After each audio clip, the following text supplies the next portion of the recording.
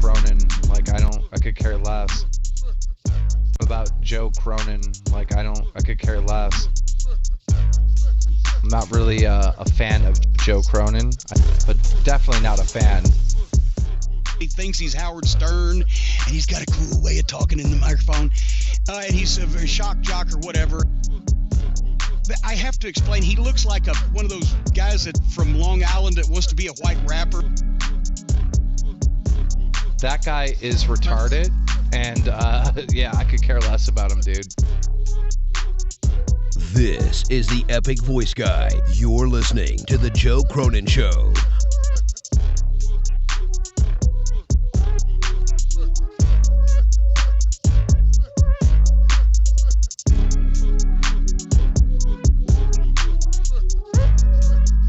The black kid got arrested for doing a black thing.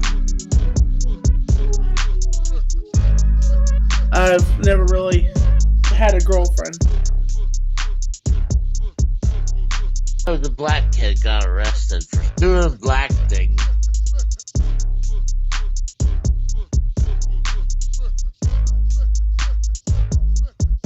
And look at his look! How he looks! What's going on, wrestling fans and sports fans around the world?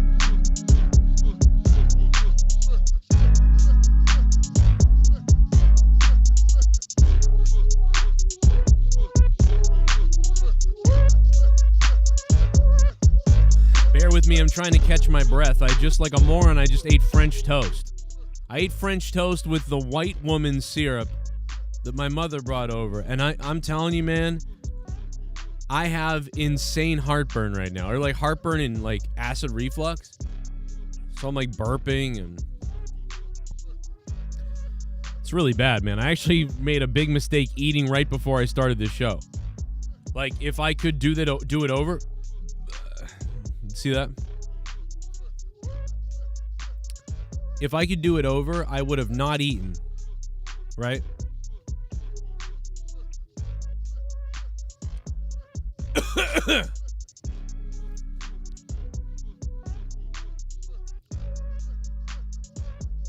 What up, Mr. Kincaid? Jesus, if I could do this over, I would have not eaten before going live. Or I would have gone live 30 minutes more later. But I'm having acid reflux big time right now. Like, I mean, it's bad. Like, right as I go live, I realize this. Because I just scarfed down this syrupy French toast. I feel like that helps. Just coughing like that helps.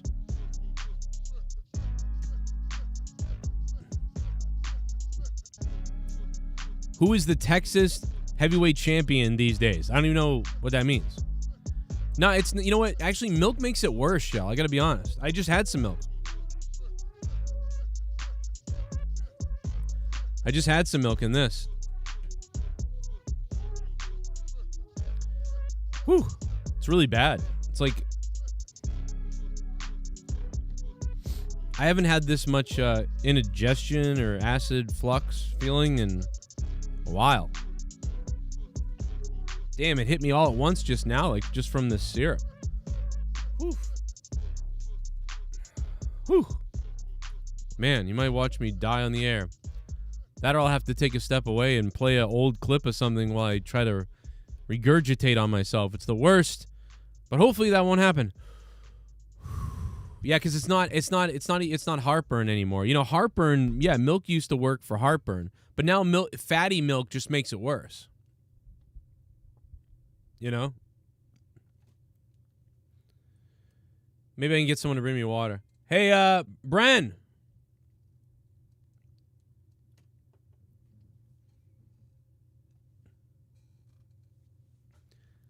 Hey, Brenna. I'm gonna yell to my daughter. So yeah, I hope you guys had a good day today. Hopefully this doesn't get any worse for me, because when I start feeling like this, sometimes it's that regurgitation feeling that I get, and it lasts 45 minutes.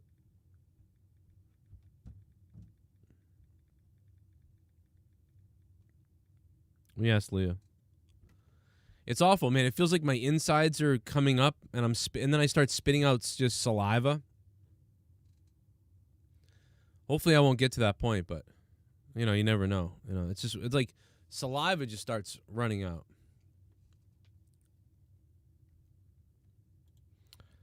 But Madden, while I try to, you know,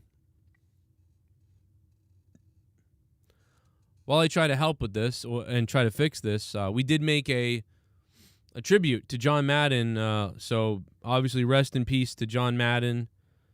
And you know, it's a sad thing, man. It's a sad day. It's unexpected stuff, and let's just play. I don't know, man. It's just I thought John Madden was dead 10 years ago. I got to be honest. I don't know why. But what I do know is I'm sad, I guess. I'm not that sad only because like I thought John Madden was already dead. Now, maybe I was thinking of Pat Summerall this whole time, and I just thought they were both dead. I don't know why. I thought John Madden hasn't been around in forever, so I thought he was dead already. But he's not dead. So anyway, I had someone throw together this tribute. So I want to say thank you very much right now to Paul 3. Paul 3, if he's out there listening, to throwing together a tribute for John Madden. He's one of my favorite announcers. He was my favorite guy to listen to when I was in the 90s, and I know people gave him crap and said he wasn't a good announcer. He just described everything obviously and whatever, but you know, it was his commanding voice that I liked, you know? I mean, hell, he said the Patriots shouldn't go for it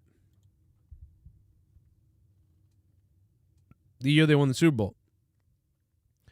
It's hard to talk right now, but let's go. Let's just go to the tribute. Here we go. The John Madden tribute. Here you go.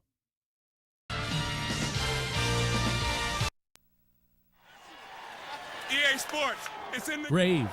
Madden NFL. Oh no.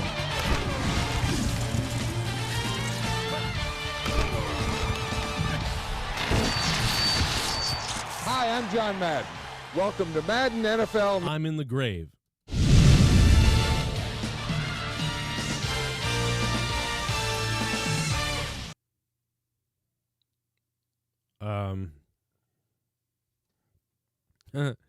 That's Paul. When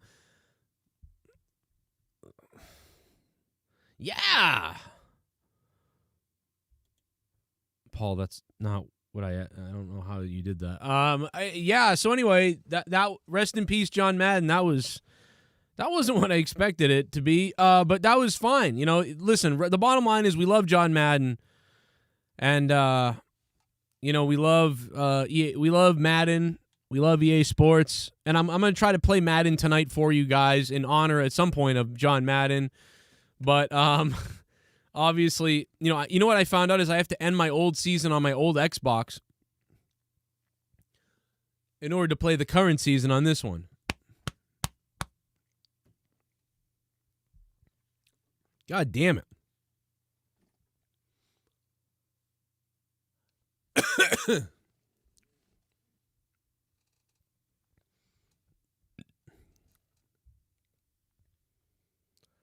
What the fuck did my mother put in this French toast? All right, I guess I'll call Leah since she's not going to answer my texts.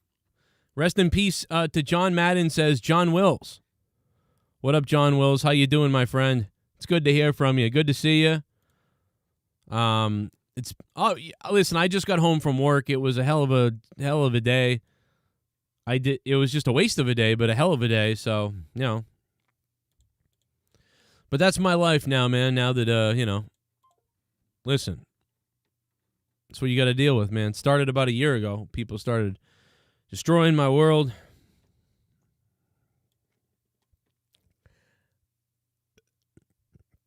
And every person I ever knew was really just a fake person who was a scumbag who wanted to take all my shit away from me and take me down. But it was a horrible day today. But that's okay. Now we're home, and now I feel a little bit better. I don't have anything to do tomorrow. But then we find the news that John Madden's passed away. So that's not good. And but I thought he was already dead. So like again, like it's hard for me to get upset. I mean, I thought I already did this. I literally thought I already mourned John Madden's death because I was always like, oh, you know, I really loved Madden when I was a little kid, when he used to, you know, obviously legendary coach and everything. A really good coach. Solid coach, good announcer.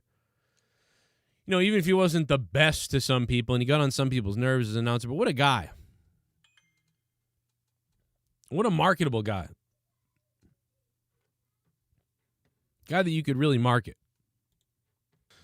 Oh, yeah, we got a new subscriber, yeah. Freak out. Freak out, Jordan Lavelle. Thanks for subbing to the channel, man. What's up, man? Today was a tough day at work, let me tell you. I hope you guys had a good day at work or wherever you were.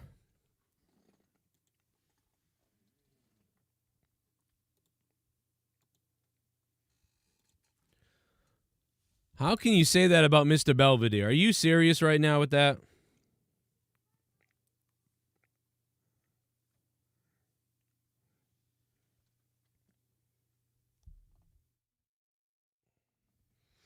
You can't talk crap about Mr. Belvedere, man. I mean, why would you do that? Why would you ever say that crap about Mr. Belvedere? Mr. Belvedere is a goddamn sweetheart. Why would you say that about him? I love Mr. Belvedere. Jordan, thank you for hitting that subscribe button, man. I hope you guys are having a good night. We're going to talk about John Madden and everything. Leah, is there water up there? I don't know why. Can you bring me some or have one of the kids come down and get me water? Okay. Do you know what my mom put in that French toast? No. I'm having my acid attack, like right now. Like my food allergy attack. Yeah, but you ate that before and you didn't get sick. Well, then why is it happening now? I don't know. I think you eat too fast and you talk while you eat. It could be that. It could be that. All right, I'll have to bring kids bring you on. Cool. They're still awake? Yep. All right. Thank you. I'm dying, and I started my live stream, and then it started, and I went, oh, no. All right. When do you want to try that game, you think? I don't know. Later. Okay. Cody Guada says, oh, my God, Leah, on the show, kind of. People really miss you. Yeah. Yeah, I know you don't care, but like a lot of people miss you. They all get excited just to hear you on the phone. Nothing to say, or? I mean, I don't know. You don't miss them? Yeah, I miss having fun on the show sometimes. Well, let's go out with a bang. Let's think of something. We need one good take. This is like Bruce Willis in The Fifth Element, and I'm Ruby Rod, and you're Bruce Willis. And, we need a really good, how excited are you to be on the show again right now? Go ahead. No, I'm not doing this. Oh, I even put the echo effect on. You should have said thrilled like Bruce Willis. So I could have parodied that. How about you say, well, Shell's in the chat. You can tell her about what you thought when you, real quick before we go. Well, I'll let you off the air, but real quick, tell Shell what you thought when you opened up her gifts. I loved it. I just thought it was funny because you're so funny. You're like a one. I loved it. I do have the video of you opening it, though, and you were pretty excited. Because I think finally you got a bunch of stuff that you can use, and we didn't get a lot this year, and I didn't get you much anything, and except for the one big thing, but... I mean, the corkscrew is definitely needed, since I'm constantly losing the other one. Yeah, so I told Shell that, she's sentimental, so it's like a sentimental thing, all these little personal things she can use. So she was pretty excited for, you were... I could tell, because you open stuff, and you're like, yeah, cool, I got that thing I knew I was getting. But you were pretty excited about Shell's thing, so I thought that was cool, that you were that... that's probably how I felt about the Ghostbusters sweatshirt, because I was pretty excited about that. Yeah. Now, you told me you wanted to send Shell dildos, because now we have her address. Yep, definitely said that. That said what? Do you want me to send down the water or not? Yeah, send the water down. I just wanted to get you on the thing saying dildos. I tried. Yeah, I tried. I know. I'm just trying to entertain people, that's all. John Madden's dead. Did you know that? I told you that. Can you say, all right, I'm going to let you go if you say this one thing. Can you say EA Sports, it's in the grave? Yeah, I'll say that. EA Sports, it's in the grave. Wait, say it again. It sounded like you said IO Sports. Say it again. EA Sports, it's in the grave. All right, bye. Bye. Oh, my God, dude. Oh, my God. Oh, my God. I gotta get the clip of that. I am gonna open the Discord and the phone lines in a few minutes for everybody. And I just want to say another thing too. And I know we're gonna talk a little bit about John Madden tonight. We're gonna talk about some other things, take some calls, go to Discord, all that stuff. I want to say thanks to Shell and Mr. Pico Boulevard, Garguts, and then Jesse. Guys, I haven't listened to my show back in a while because I've been so busy, mostly. But the other night, I'm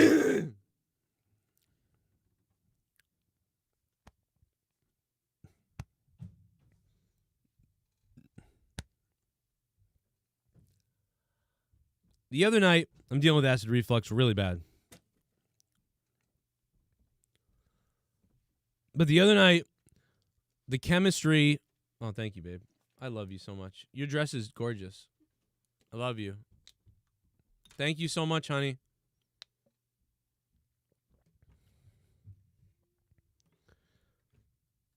But the other night, the chemistry was so good with Mr. Pico, Shell, me, Garguts, and then when Jesse came in too. So I just wanted to say thank you to Mr. Pico, Garguts, Shell, because I listened to that show from Sunday night the other night, and I haven't heard a show of mine that sounded like either a radio broadcast or a good podcast in a long time. I mean, yeah, I've heard my own rants and my reviews and things, but they're always kind of discombobulated and all over the place and stuff. And I'm telling you, I went back and listened to this, and it was really good. I was able to make a ton of jokes and goof about everything because Mr. Pico Boulevard and Shell and everybody were bringing up good news things, points, and stuff like that. And guys, we had a lot of chemistry. You could clip an hour of that show, a solid hour of that show, and it was a really good episode of people talking. I was able to listen to it on my drive to work today, and I was like, wow, this was really entertaining. That was some of the best stuff that we've done in a while with more than one person. So aside from, Monetize This some nights where me and Jesse and Garguts and a few other people are doing pretty good, but that was a really fun show the other night. But yeah, John Madden, man, I mean, once again, I hope you guys hit that like button, hit that sub button. And, I mean, John Madden, the only time I ever had a beef with Madden John was when, he said that the Patriots should be just playing for overtime. I remember that. But that was it. Everything else, I always liked him. I never really I didn't like him as an announcer like some people didn't like him. A lot of people didn't like him, said to me like, oh, he's too... they really didn't like him. And some people made the joke about Madden, like, what they're going to do is run the ball into the end zone. It's like, yeah, I always understood that. But I liked, even though he was basic, simple, usually on the mic, as a kid, that was fine for me. But I'm sure for some of the more tenured football fans, it was a little bit rougher. And once again, we're going to go to the donations. I do see them popping up now. I see a OG in the chat. But before we go to that, I do want to play the tribute one more time because Paul 3, he worked so hard on this tribute to John Madden. Here it is again. I don't condone this, but as we played earlier in the show, here it is one more time before we play the donations and get to the calls. John Madden, rest in peace. Hit the like button for John Madden. Let's get to 100 for John. Here it is. Rest in peace, John Madden. You are a legend. EA Sports. It's in the grave. Madden NFL. Oh.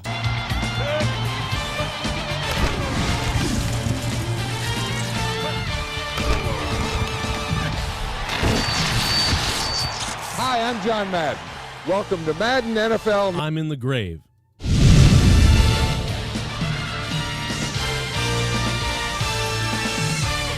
Nagar. Oh, no, come on. Oh, man. John Madden was no. Nagar. Let me tell you, we got to go back to that clip for Leah. Let me get that clip of Leah. Listen to this, and it was real. I hope you guys. We got to get that clip of Leah. A few minutes for everybody. I'm going to open. Oh, here it is. Here it is. Brave. Oh, sports. Say it again. EA Sports, it's in the grave. Oh, my God, no. EA Sports, it's in the grave. I like how Leah sort of said it like a question. EA Sports, it's in the grave. All right, bye. Oh, bless her heart. Bless my wife's heart. She has to live with me. EA Sports, it's in the grave. Oh, man, I am sick. But you know what? I think I'd be more broken up if I hadn't have thought that John died years ago. I don't know why. I mean, by the way, this always happens. You know, like, people say that, like, oh, I thought they were dead already. And when people say that about someone, I always think, like, what? You're crazy. What are you talking about? You thought this person was dead? And it always doesn't seem believable to me. I'm like, dude, how can you not know this person's not dead? Jake Huston with a 99-cent dono. Thank you, Jake. What's up, man? Thanks for the 99 cents. Appreciate it, brother. Sorry, the 99-cent one doesn't really have much of an alert. I never fixed it after the problems a while back. So my bad, but, you know, hey, it is what it is, and I hope you got that dollar's worth. I appreciate it. Jake, you are the man. Thank you. So let me get that. I want that clip permanently up here. Let me get that clip permanently up here. I've never really had a girlfriend. Oh, that's not the that's not the clip I wanted. Let me see if I can get it here. Let's see. EA Sports, it's in the grave. That's terrible. I've never really had a girlfriend. Oh. I'm not sure I agree with, that. That's just terrible. Never really. I think that's because they turned lesbo on him. So I think that's why he never really. Someone asked why that is. I think that's what that means, Shut up, you filthy animal. But yeah, we're going to talk about John Madden. I want to hear your John Madden memories tonight because a lot of us did have a lot of memorable memories of John Madden when he was a coach, whether it was the Giants or somebody else playing. Maybe go back to the old days if you're older, over 40 out there, to talk about John Madden. And it's certainly, most of us at least remember his announcing for sure, and just the legendary Madden franchise. I mean, the game. If you don't know John Madden's announcing career, really, and you don't know John Madden's coaching career, and you don't know John Madden's playing career, I mean, you know about the game Madden, the game that you're always playing named after John Madden. It's his game, and, that's crazy. This is a big deal. For a lot of people, I think, and this is really a big deal. I don't know how sick he was, and maybe that's why we didn't hear about him, and why I thought he was already passed away, unfortunately. And maybe I was thinking of Pat Summerall, because Pat Summerall passed away years ago, and I don't know, maybe that was sticking in my head that it was Pat. I don't know. Ho, ho, ho. Oh, shit. Ho, ho, ho. Oh, don't get too drunk on Christmas, guys. Oh, don't get too drunk. I got too drunk on Christmas night. Nagar. Oh, no. I got too drunk on Christmas night. EA Sports,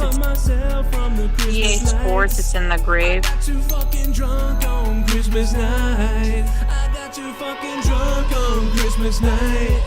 I should've hung myself from the Christmas lights. I got too fucking drunk on Christmas night. I hope Santa runs me over with his goddamn sleigh. I should've drunk on Christmas. Woo. Sorry you had a shitty day, Joe. Could be worse. You could be up here. Been snowing for the past 3 days. Oh, no. And sorry, R.I.P. Madden, thought you were already in the grave. Oh, my God. Dude, how much is it snowing? Oh, no, that's Shell. Shell, what's up, Shell? I had a shitty day, but yeah, I don't know. I mean, put it to you this way. If driving around for 6 hours for no reason and being out of a car talking to people for 3 hours for no reason. So if you're talking to people for 3 hours for no reason and driving around for 6 hours for no reason and wasting a bunch of gas, if that was a worse day than what you had, then goddamn. Well, then, I mean, there you go. But, I mean, if you had a worse day than that, then yikes. I mean, you did. Actually, you are having worse times because you've had the foot problem, the amputation. So that's worse. Because you're a much, like, if I had an amputation of a finger, I freak out if they take a fingernail. I freak out when I lose a tooth. I'm one of those people that has the disconnection problem. Do you know what I mean? You ever heard about these people? Like, they lose a finger, they feel like they lost something, and they have problems and anxiety and depression all because they're missing their finger. That's why some people, like, get it taken home in formaldehyde or whatever because they, like, freak out. Like, I think I'm one of those people that has, like, some kind of sadness about the whatever. Which is, I don't know. But yeah, one of the only criticisms that people have from John Madden in the New England area is when he said, Tom Brady shouldn't go for it. And then Tom Brady proceeded to march down the field, get us in field position, and field goal was kicked. We never went to overtime, and we won our first ever Super Bowl in 2001 against the Rams. So that's the one thing. But I love John Madden anyway. I don't care. He wasn't that crazy. I mean, he not the way he worded it, but I don't know. Let's listen to some of that call because I love John Madden, and this is of course the first ever Patriots Super Bowl. I know that disgusts some of you out there, but hey, a lot of you guys were cheering for us in that first Super Bowl. We never won a Super Bowl. 9/11 happened, and we were the Patriots, and I think a lot of America was cheering for the Patriots. That was probably the last time America cheered for the Patriots. And then after that, no. Especially after the third Super Bowl, we became very hated. But you got to remember the time we were an underdog.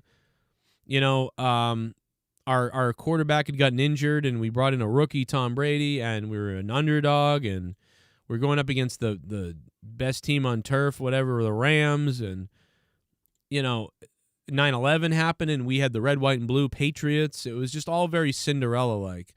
Almost too Cinderella-like, which, that drums up the whole, is this all just a work, is football at work or the world's at work? It's a little weird.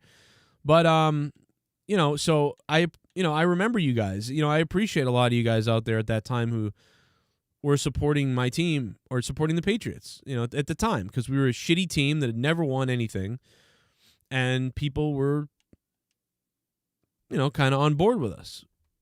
So that was really cool, and I appreciated it. I remember that, and I felt good to have some support from a lot of people because my team always sucked, and we were always garbage, and, and then it was close to overtime with a minute left, and this was the call. Gets out to the 21. Man, I love Pat Summerall.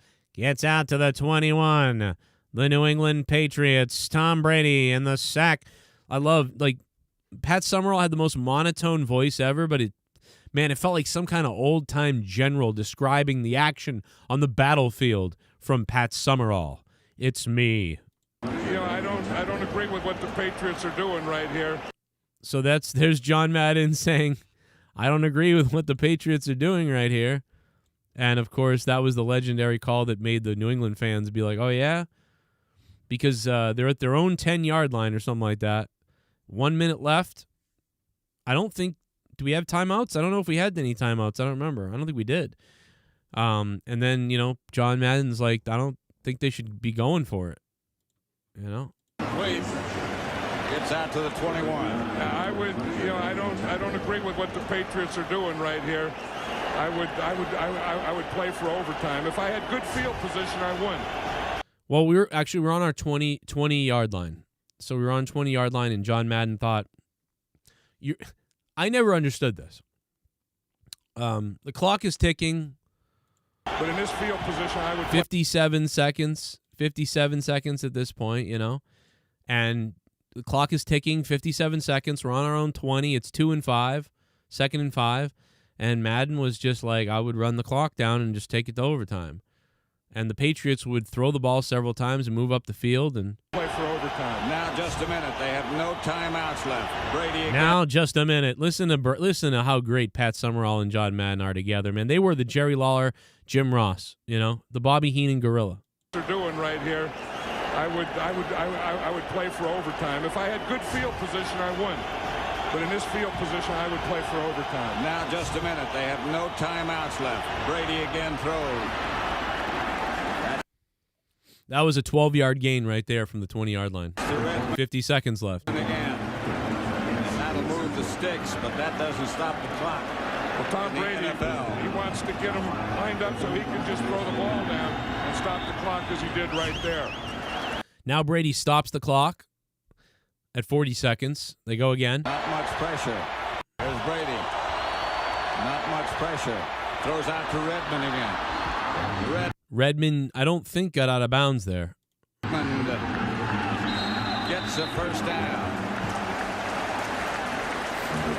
He did. He got out of bounds. Stop the clock. Stop the clock.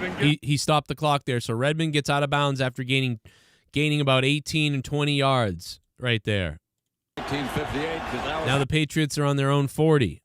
Played. He just got rid of it. Here they come. Here they come. And Brady. Then Brady throws the ball away with 29 seconds left.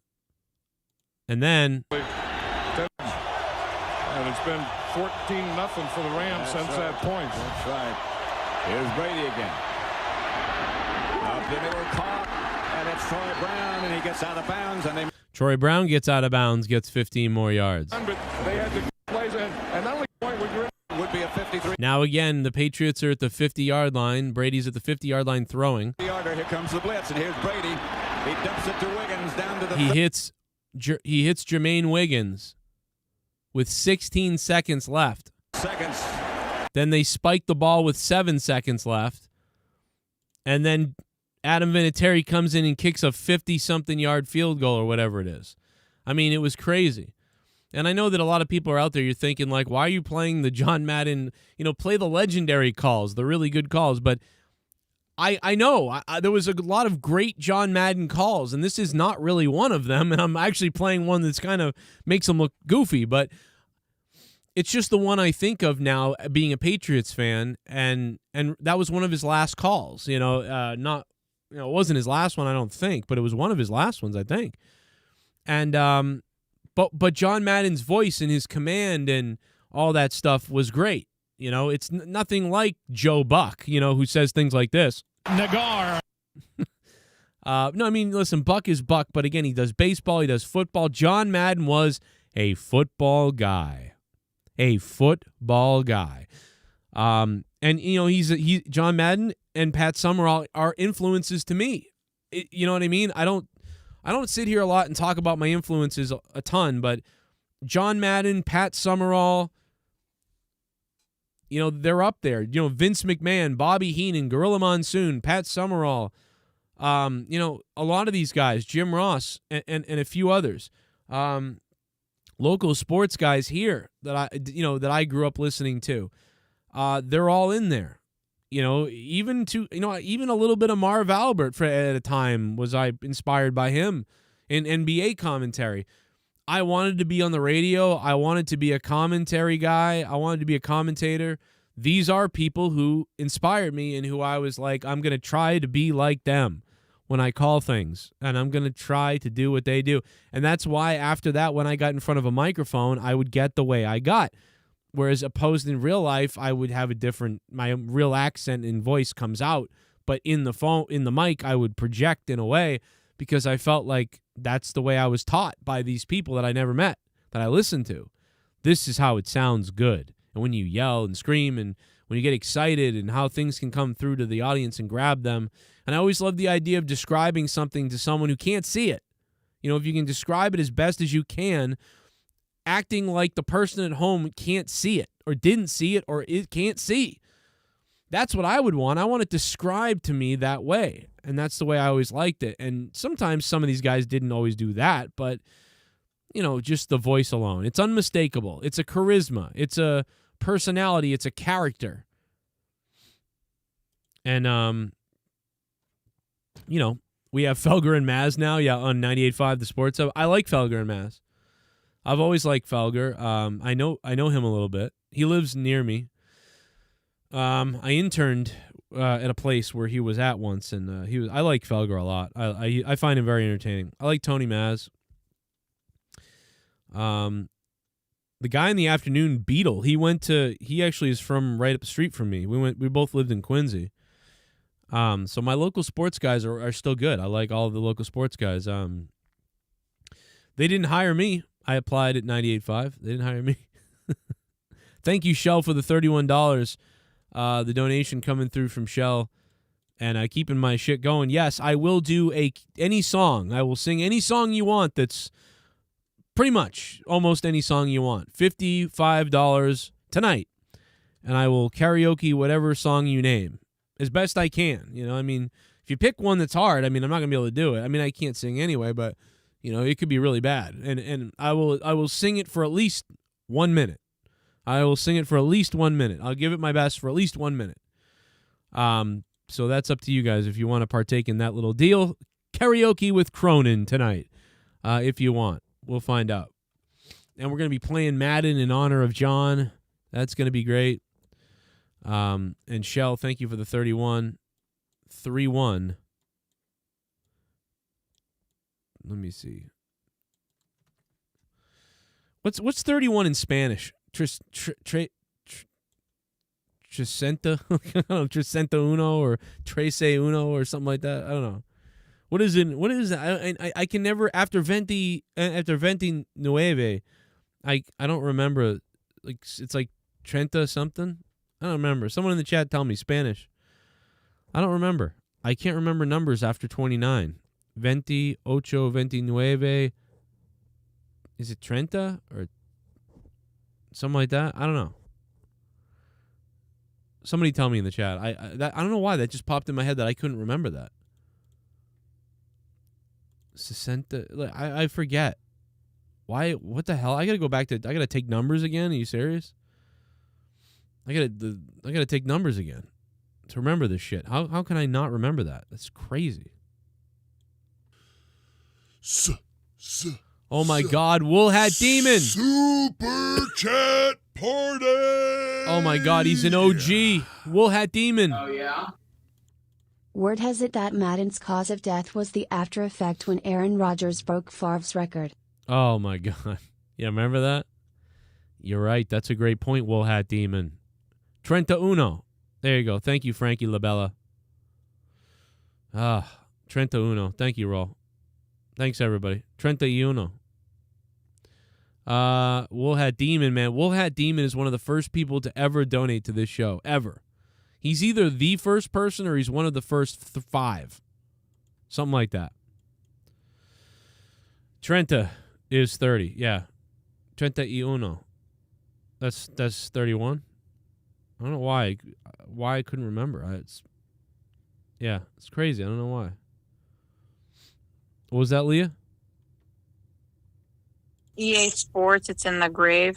Oh, no. Come on. It was a big, huge sausage fest. I had to hop in. Okay. Let's stop that. EA Sports been stealing money for years, releasing the same game every year. Well, that's what the Vax companies are doing now. They're going to be releasing the same Vax every year. Here's the one to stop Spinoza virus. Here's the one to stop Omicron Theta. Here's the one to stop Super Delta Quad. Here's the one to stop dark matter. Here's the one to stop, wait till that happens. Wait till, that's what they wanted, because they couldn't sell the flu one anymore, so they had to do this. Oh man, they're going to be doing that every year. You're going to have insurance, so your insurance will pay for it the right way. You know what's happening. Just like Madden. Just like Madden. And once again, I want to say thank you, man, because I'm telling you, man, that Sunday show with Pico, me, Garguts, I haven't had a fun time like that. Oh, they changed Madden. I haven't had a fun like that since a while with the chemistry of people, man. We had some fun talking about stuff. And it's sad because I didn't even realize it on the show, really. I had a good time on the show and we had fun and everything. But it wasn't until the next day or so that I listened to it and went, wow, this was really flowed. Like it had some great flow to it. You know what didn't have good flow? Oh no, never mind. Jesus, I almost said something really bad. EA Sports, it's in the grave. All right, Leah, let's take it easy. Looks like my little lass. Debbie's kneeless niece. Yo Joe, what's up? I know you and others will be skeptical about this, but there's a decent new documentary about Jan 6th called 4 Hours at the Capitol.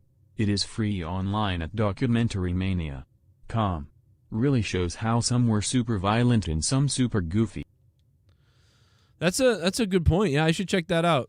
Because it's true, there were some people who were pretty violent there. And we actually didn't really see a lot of that. We didn't see a lot of the violent people too much. We saw a lot of the goofy, though. We really did.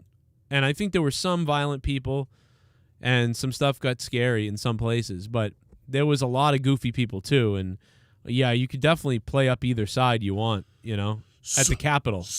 No doubt about it. Super Chat Party! I will try to check that out. Oh, yeah? Thank you. Let's start Chris Nagar fan club. The Nagar lovers. Oh, no. Chris is the new kicker of the Browns football team. Nagar. And so he's been doing really well, Mr. Pico Boulevard. You know, he did miss his first kick, though. That was the only thing that was sort of sad. You know, if you're a fan of Nagar. You know, it's, you know. But if that, by the way, if January 6th is an insurrection, it's the worst erection it's the worst insurrection in the history of insurrections, right? Can we agree that if you're going to call it an insurrection, isn't I feel like an insurrection, isn't that like a coordinated attack, like a coordinated thing to go, like it didn't feel like that at all. It felt like an incited crowd. A crowd was incited by several different things, reasons, and people. And also people just chose to be morons. Like, that's it. Like, I don't see the insurrection part. I never understood that. What insurrection? Dude, an insurrection has been happening in other countries recently. You can go look it up. They're a lot different. Like, you know what happened in Afghanistan? An insurrection happened more than here. Like, we left all our weapons there too. How about that? Like, dude, if that's an insurrection, bro, then I'm fucking Abraham Lincoln. If that was an insurrection, that's the worst insurrection that's ever happened. Hey, we're gonna have 1 million people show up, but all that's gonna happen is we're gonna destroy some property a little bit, and we're gonna like take sit at people's chairs, and that's really about it. You know, some people got hit in the face, and a couple of cops got injured, but yeah, that was the insurrection. That's it. I guarantee you, if you give me 5 years and enough money, I can create a fan base of fucking psychopaths, motherfuckers, and we could have a better insurrection at the Capitol. Except it wouldn't have been planned to be allowed to be happening, so we would all be taken up by the military before it ever happened.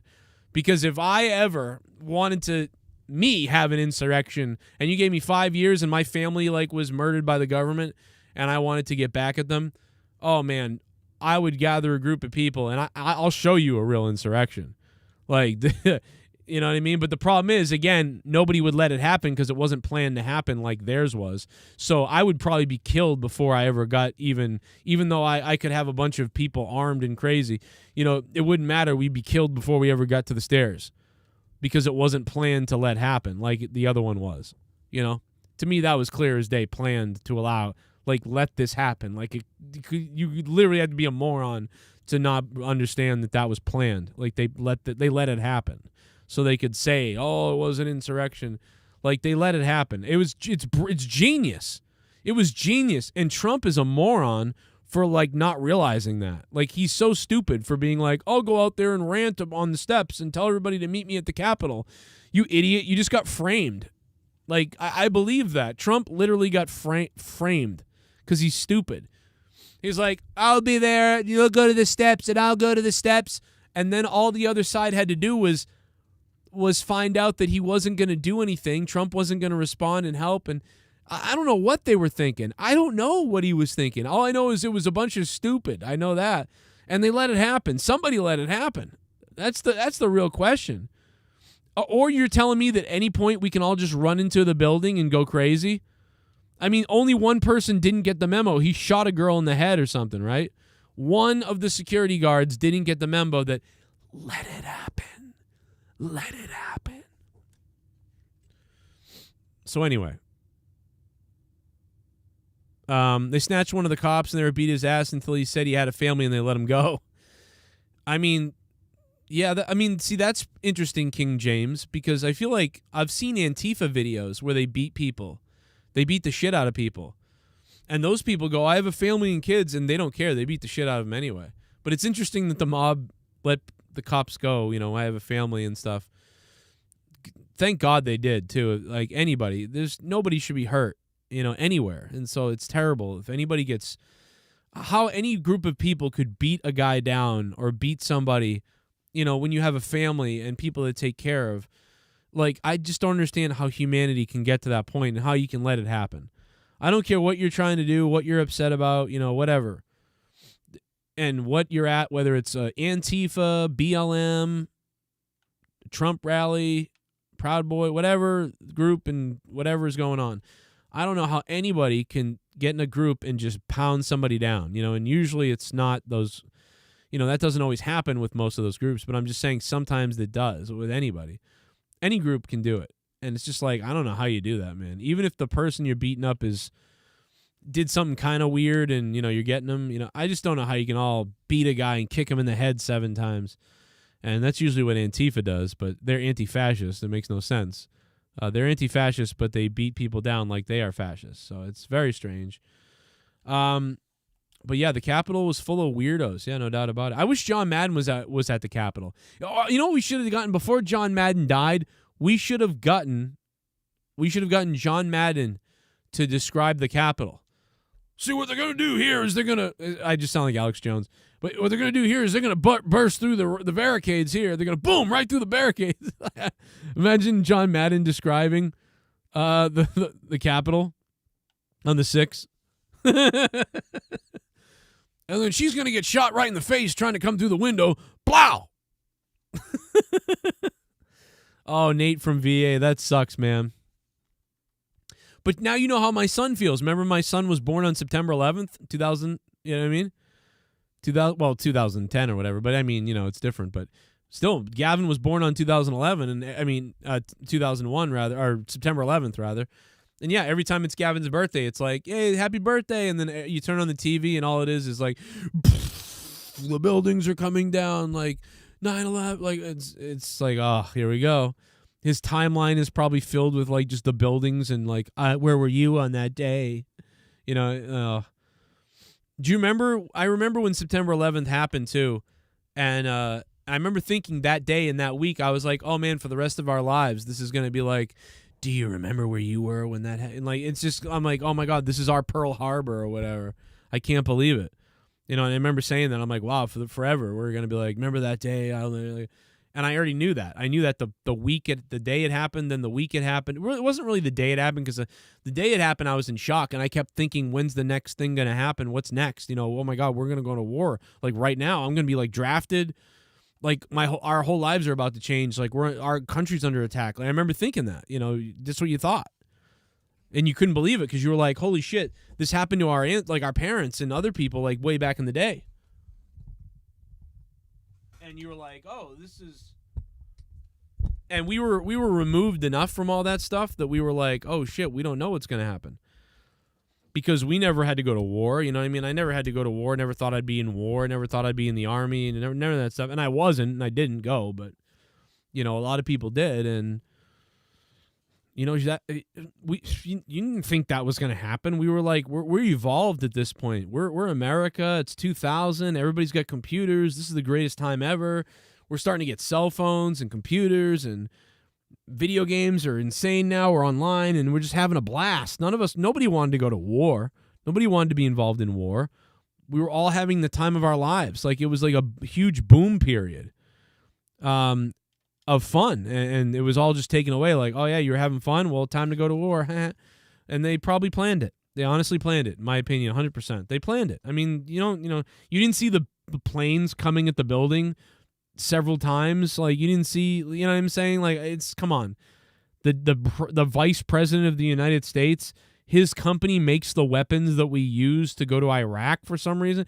It's all bullshit. Like, it was all fake. Like, we got suckered. Like, we always get suckered. Like, they tried to sucker us with Operation, whatever the fuck, the Northwoods operation with JFK. Hey, let's blow up Florida so we can attack the Cubans and take Cuba. No, I don't think that's a good idea. A couple of months later, he's dead. You know? Hey, let's do a false flag on our own country. Oh, the president vetoed that. Oh, okay. Well, 2 months later, he's dead. And then we went to Vietnam. For what reason? You know what I mean? And then 9/11 happens. You know, they tried to get us into another world war before Vietnam. It's endless, dude. This world, I'm telling you, man, this sounds like conspiracy, tinfoil stuff. It's not. I used to think that too. I used to be like, get out of here. I don't even want to think about this. I'm in my 20s. I'm having a good time. This is fucking stupid. It's fucking real, guys. They really are. They're coming to kill me now. There really is. The world is really run by a shadow government. It's not a joke. It's not a fake thing. It's real. There's a shadow government, Illuminati, shadow government, whatever you want to call it. It's real. They're running this shit. Why do you think Ghislaine Maxwell and shit did all that stuff with Epstein Island?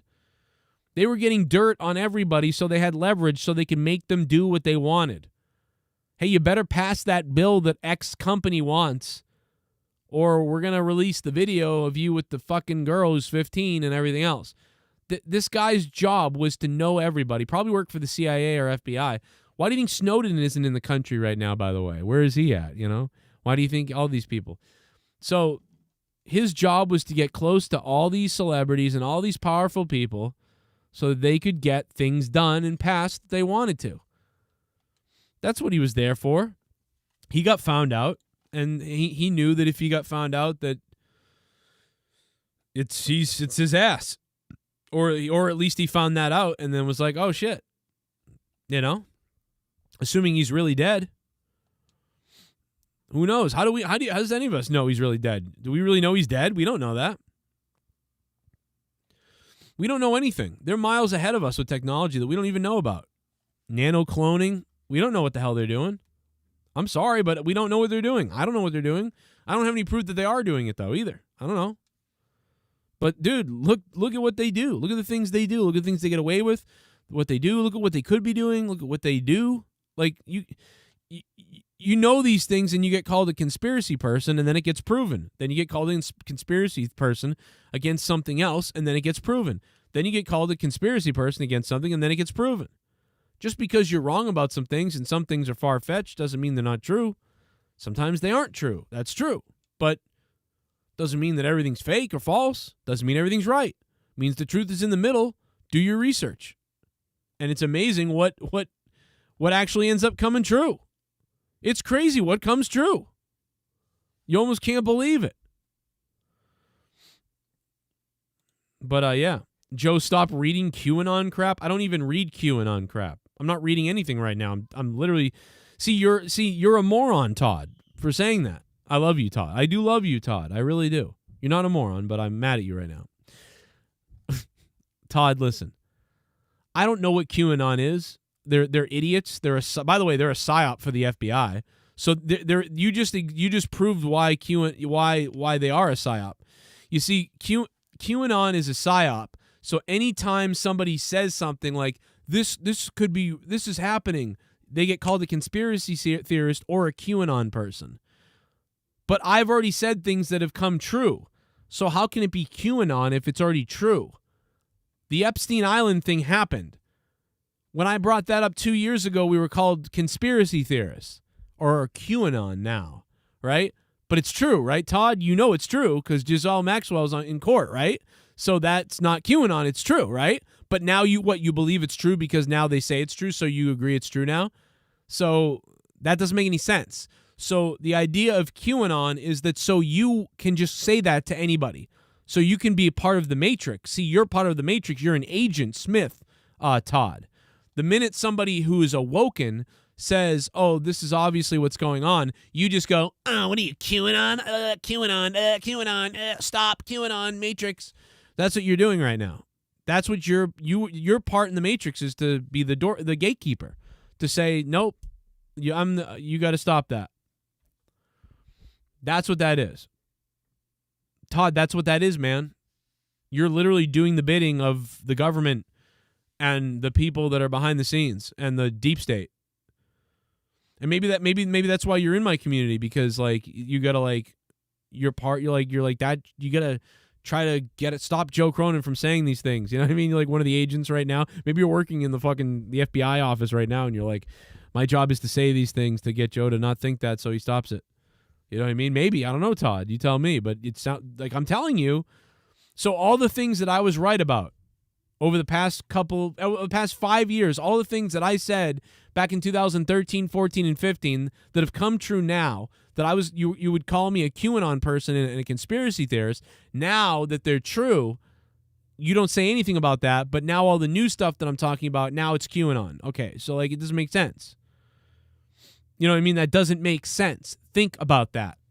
Like, please use your brain. You know what I mean? But see, a lot of people don't want to talk about this. They want to be ignorant. They want to just live their lives and be funny on the internet, and that's it. Ignorance is bliss. And if I start talking about this stuff, people get exhausted because they're like, oh no, he's ruining my matrix. He's ruining my ignorance and my bubble. I just want to love it all and say, cool, I love it. Like, I don't want to think about this. You know, that's part of what's going on. Oh, SP, I know all about that SP. Look up Stanley Mayer. He invented a car that runs on water. Yeah, they took his patent. They took his patent first before anybody killed him. Before he died, they took his patent. He developed a car that runs on water, hydrogen. The whole thing was hydrogen-based. Yeah, I know all about that car. I did a whole episode of Final Frontier News on that, about that car. They took his patent in the patent office. They held it. And then suddenly, you know, whatever it was, a little bit later, he dies. You know? It's crazy. I might be a reptilians. You know? But, see, Andre Lavandero, I don't get the comment. Alex Jones is like you, Joe. Charismatic and entertaining, but delusional and erratic in conspiracy. See, I don't get what you mean by that. Because Alex is right about things, right? Alex Jones is right about a lot of things. He's not right about everything, though. He's wrong about a lot of things, too. See, Alex Jones is wrong about many things, but he's also right about many things. So, but the things he's right about are things that nobody else really will talk about. So that's why Alex Jones is valuable. That's why he's valuable. It's also why he's dangerous. Because if he says that he thinks something is happening at this local store, this guy's trying to rape each, you know, and someone goes down there and does something, you know, that's dangerous. So Alex Jones is I believe, a necessary evil or a necessary good thing and bad thing. Like when he's wrong, it's not good and it's devastating for, you know, it can hurt people. But when he's right, it's a humanitarian thing. It's huge that he's right and what he brings up. So that's the thing you have to realize about Alex Jones is he's wrong about some things, but he's right about a lot of things too. And he's right about a lot of crazy things. And if you just, I mean, that's a fact. There is no debate. There is absolutely zero debate. Alex Jones is right about a lot of things that are crazy. And he's right about them. And he's been right about them. And he's been proven right about them. And just because he was wrong about a few things that were pretty big few things doesn't mean everything is wrong. It just means sometimes he's right, sometimes he's wrong, but he's extreme. He goes to the extreme no matter what.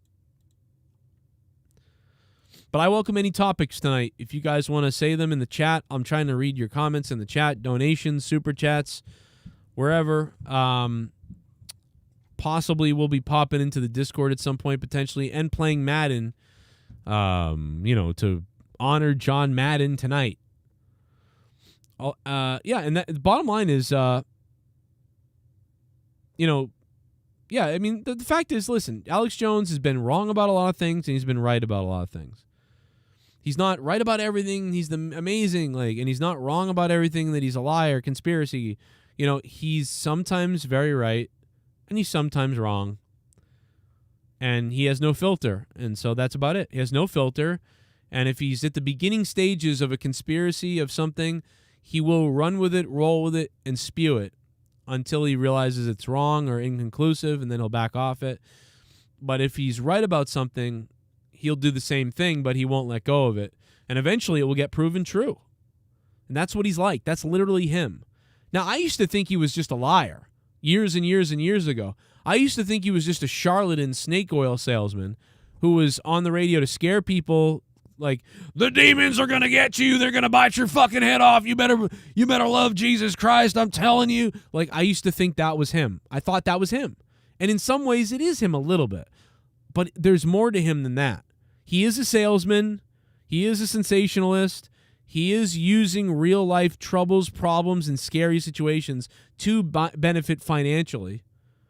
But that can also make him an asset to us because he's so willing to go to the ends of the earth to show and expose something that's dangerous or that's shocking to make money and to support his family and to do what he does, and because he's into it, that it really helps all of us. Because most people aren't willing to do that. Most people just want to go on the news and read the safe news or read the narrative or whatever they need to do with the company just to make money. Whereas he's got to rely on trying to find like whistleblower stuff and extraordinarily crazy stories. So even though it's dangerous, though, when someone innocent is brought into his world by accident, it is dangerous because they can get attacked by like some right-wing extremist type of people, not the normal ones and most of us and everything, but some of the people who are nutty. So that's why you got to try to be responsible, but you also got to be who you are, and I don't believe in banning people really, and censoring everybody, you know. So that's the thing, man. You got to let's play the Madden video again. Once again, in honor of John Madden. Leah, take it away. EA Sports, it's in the grave. Oh. EA Sports. EA Sports, it's in the grave. Madden NFL.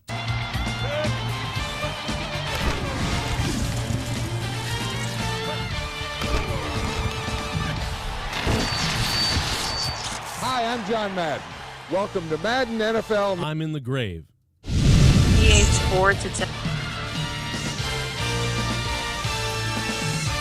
Nagar. EA Sports, it's in the grave. Thank you, Leah. EA Sports, I'm a slave. Ladies and gentlemen, thank you. Here's the donations. Let's play a dono. Shit bum. Shit bum. Up the middle, it's Troy Brown and he gets out of bounds and they might be in Vinatieri's range with 41 seconds. This is amazing. This is something you'll admit as a coach, as an analyst. They had the guts. They have a young quarterback. I'll absolutely love it. DWELSH quoting John Madden in the Patriots' first ever Super Bowl win. That was a great call from John Madden. Now, obviously, as a Patriots fan, I love that. I absolutely love it. DWELSH, thank you for $5. And a special thank you to a guy who came to hang out on the Twitch stream the other night on my Twitch stream. Ladies and gentlemen, Aru Shinchu. Aru Shinchu, man, 52 months straight on as a subscriber on Twitch. 52 months. Bro, what is that? Divided by 12, over 4 years in support on my Twitch account. Thank you to Aru Shinchu. And then he hung out in the chat and he was telling all of us how, unfortunately, Aru has been dealing with, COVID and some other stuff in his family. That's why he hasn't been around the chat for the last couple months, I think, or a month or so. He's been gone. I hadn't seen Aru in a while. And there he was, and he explained the reason why he hasn't been around is because he hasn't been able to be on YouTube at all because of his family issues. So, I mean, I hope everything is okay with Aru. And, yeah, I couldn't believe that when he was saying that. And I guess hopefully everybody's getting better. But, yeah, he hasn't been around in a long time because, like he said, he's got family issues. Seems to be a lot of people have family issues when they're not around, for a while. It's like you just got to take care of the fam, man. That's what happened to Jake. I mean, Jake's going through that right now. But 52 months, thank you to Arushin Chu and Mellow Yellow resubscribing. Thank you to Mellow, Media One, Drew, man, look at that. Everybody, subbing Chino, Mr. Kincaid dropping 100 bits. Thank you, man. I appreciate that. Very nice to see all you guys on Twitch the other night. And thank you to DWELSH for dropping that $5 and becoming a $5 shit bum.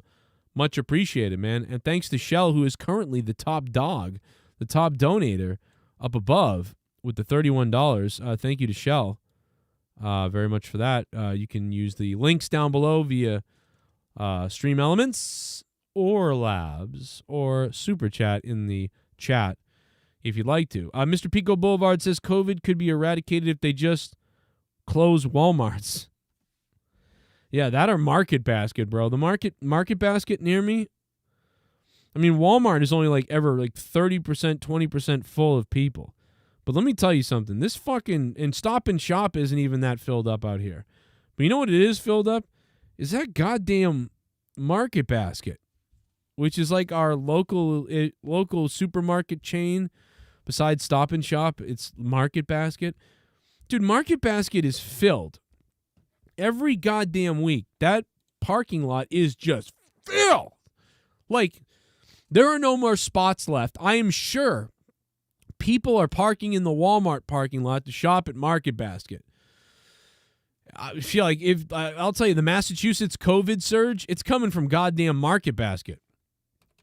By the way, have you guys seen this? California set the record for 5 million cases right now. 5 million cases of COVID. That's crazy. Right now, even in Massachusetts right now, the most cases of COVID ever. We are the most vaxxed place, I got to believe, besides California. Massachusetts, I think, is at 82, 84% vaccination. I'm pretty sure that 80% of the Massachusetts residents have at least 2 shots. I want to repeat that. I believe 80% of Massachusetts is vaxxed with 2 shots. And yet, this is the worst month ever of people who currently have COVID, apparently. You know? I mean, that's wild. Or maybe it's not. Yeah, this says all time right here. This is all time. I mean, this is worse than it's ever been right now. But look at the deaths. The deaths aren't bad. Look at the deaths. We have more COVID than we did during any of these, during this spike, during this. But the deaths are almost 1 or 2 a day. Averaging about 2 deaths a day. But back when Donald Trump was the president, we were averaging, 20-something a day. And then it dropped down right there, back down to 1 a day, 2 a day. And then it spiked up to 4 a day. I mean, not really a lot of deaths. This is Massachusetts. Well, let me get on Norfolk County. All right, here we go. We were in Norfolk County. So we're having about 30 deaths a day. I knew that didn't sound right. So, yeah, we're up to 30 deaths a day. But when the COVID first hit, we were at hundreds of deaths a day. And hundreds in high 70s, the last spike. So we're moving up a little bit here. Looks like. But we're still not hitting these mountain ranges. So the weird thing is that, so according to Massachusetts, so maybe they would say that the COVID shot is doing its job. They would say, maybe. Because the death rate is way down, but the cases rate is way up. Way up. In fact, we're at the record for cases. We're at a record for cases, but the deaths are at a record low then compared to cases. Because, So I don't know. Super Chat Party! Oh, shit, look who it is. Oh, yeah? All the stores out in my area are in the same spot.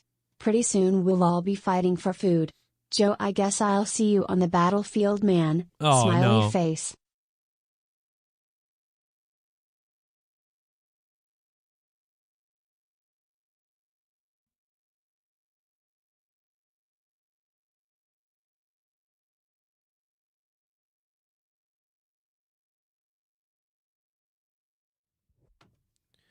Yeah, I don't think we'll be fighting. Well, I don't know. We could be. I mean, with the way the trucker stuff and the shortages are going. I mean, I'm just wondering what the world, deep state, and the government know that we don't know. Why are they trying to destroy the world on purpose? That I'm trying to figure that out. I still haven't really figured it out. I don't know. Like have they been contacted by aliens? Have the aliens contacted like us somehow to tell us like, oh, you know, this is going to happen if you guys don't do all this. And so that's why there's such a sharp turn to do all these. I don't know. I don't know what is going on, but something is going on that I don't know, it feels like that we don't know about or something. And I know it's weird and vague and bizarre, but it's just it feels like that. Why would we purposely sort of crap on things? EA Sports, it's in the grave. You know, Karrion Kross said some interesting things, man. He said that WWE said, we know it looks bad. You're going to lose to Jeff Hardy, but trust me, it's going to pay off in the end. It's a big story that we're building to. So you're going to go out there and have a 10-minute match, you know, blah, blah.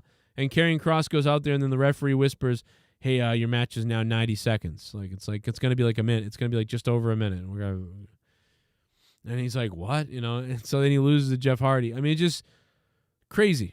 You know, it's just the more you hear about WWE and the stuff with Karrion Kross and just everything, they're idiots at WWE. They're literally morons. They're some of the dumbest of the dumb in WWE at this point. I don't know what to do about it. It's just the way it is. Some of you guys are going to get a commercial. Some of you guys aren't going to get a commercial. But for the people who get a commercial, stick around, man. Help me pay the bills here on the Joe Cronin Show. And for the other people that did not get a commercial, what's up? Glad you're still here.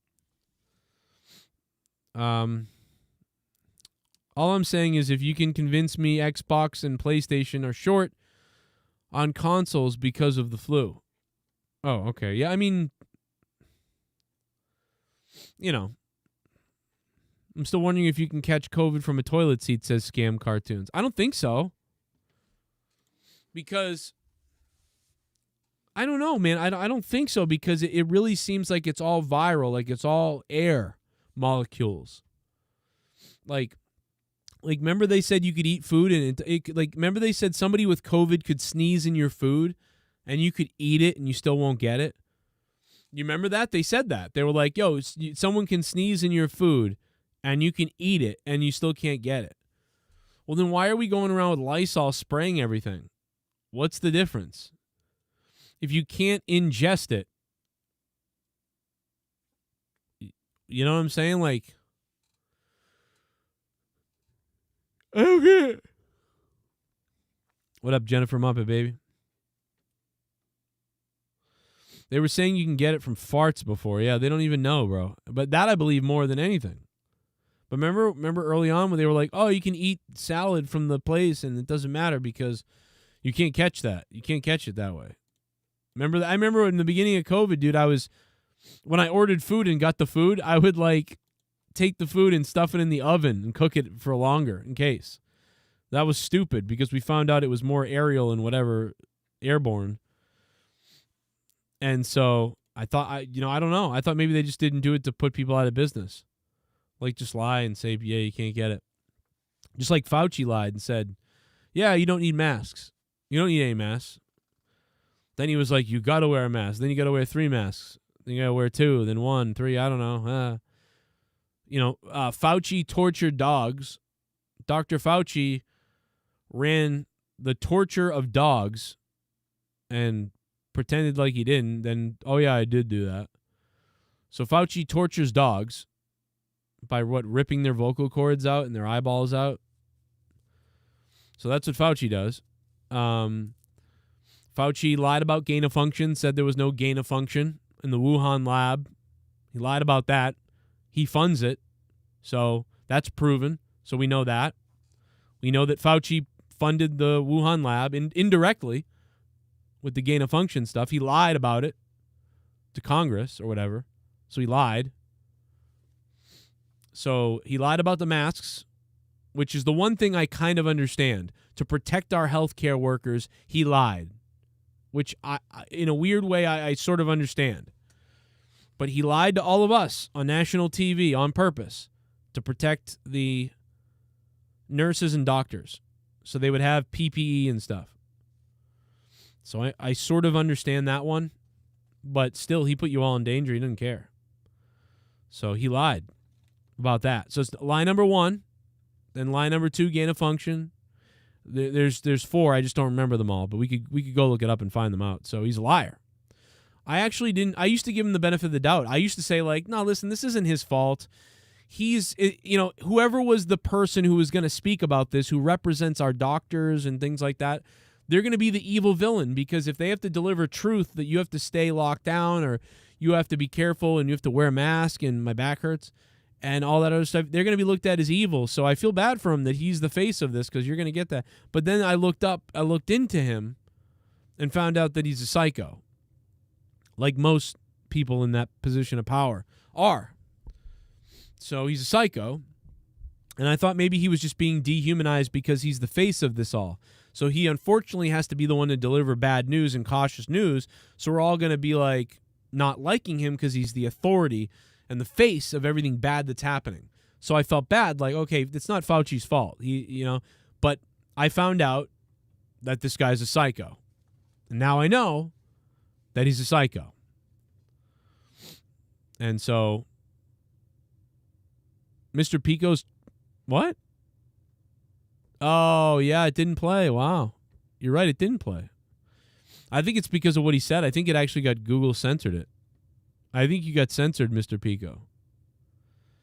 Yeah, it disappeared. I think you just gave $3 straight to Google's charity of choice. Yeah, if you donate anything that's risque on Super Chat, Google just takes it and doesn't even tell me, doesn't tell you, and just gives it to a charity somewhere. Crazy. You would think you get refunded, but no, they just give it to a charity somewhere. So you just gave $3 to a charity somewhere. Yeah, when you lie to Congress, you actually are, I believe you are a criminal. Andre, so when you lie to Congress, you're not a criminal? Let's look that up. If you lie to Congress, is that a crime?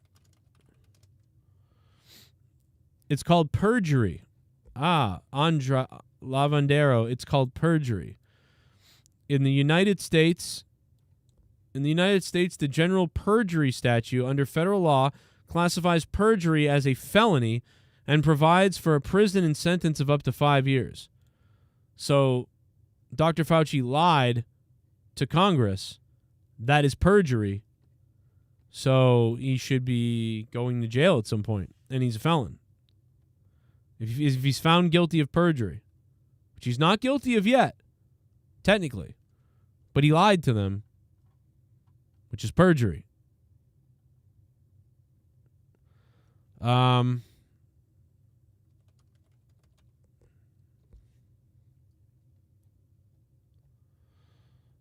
me see. Who's the guy who's a comedian, but he's independent? He's really a liberal.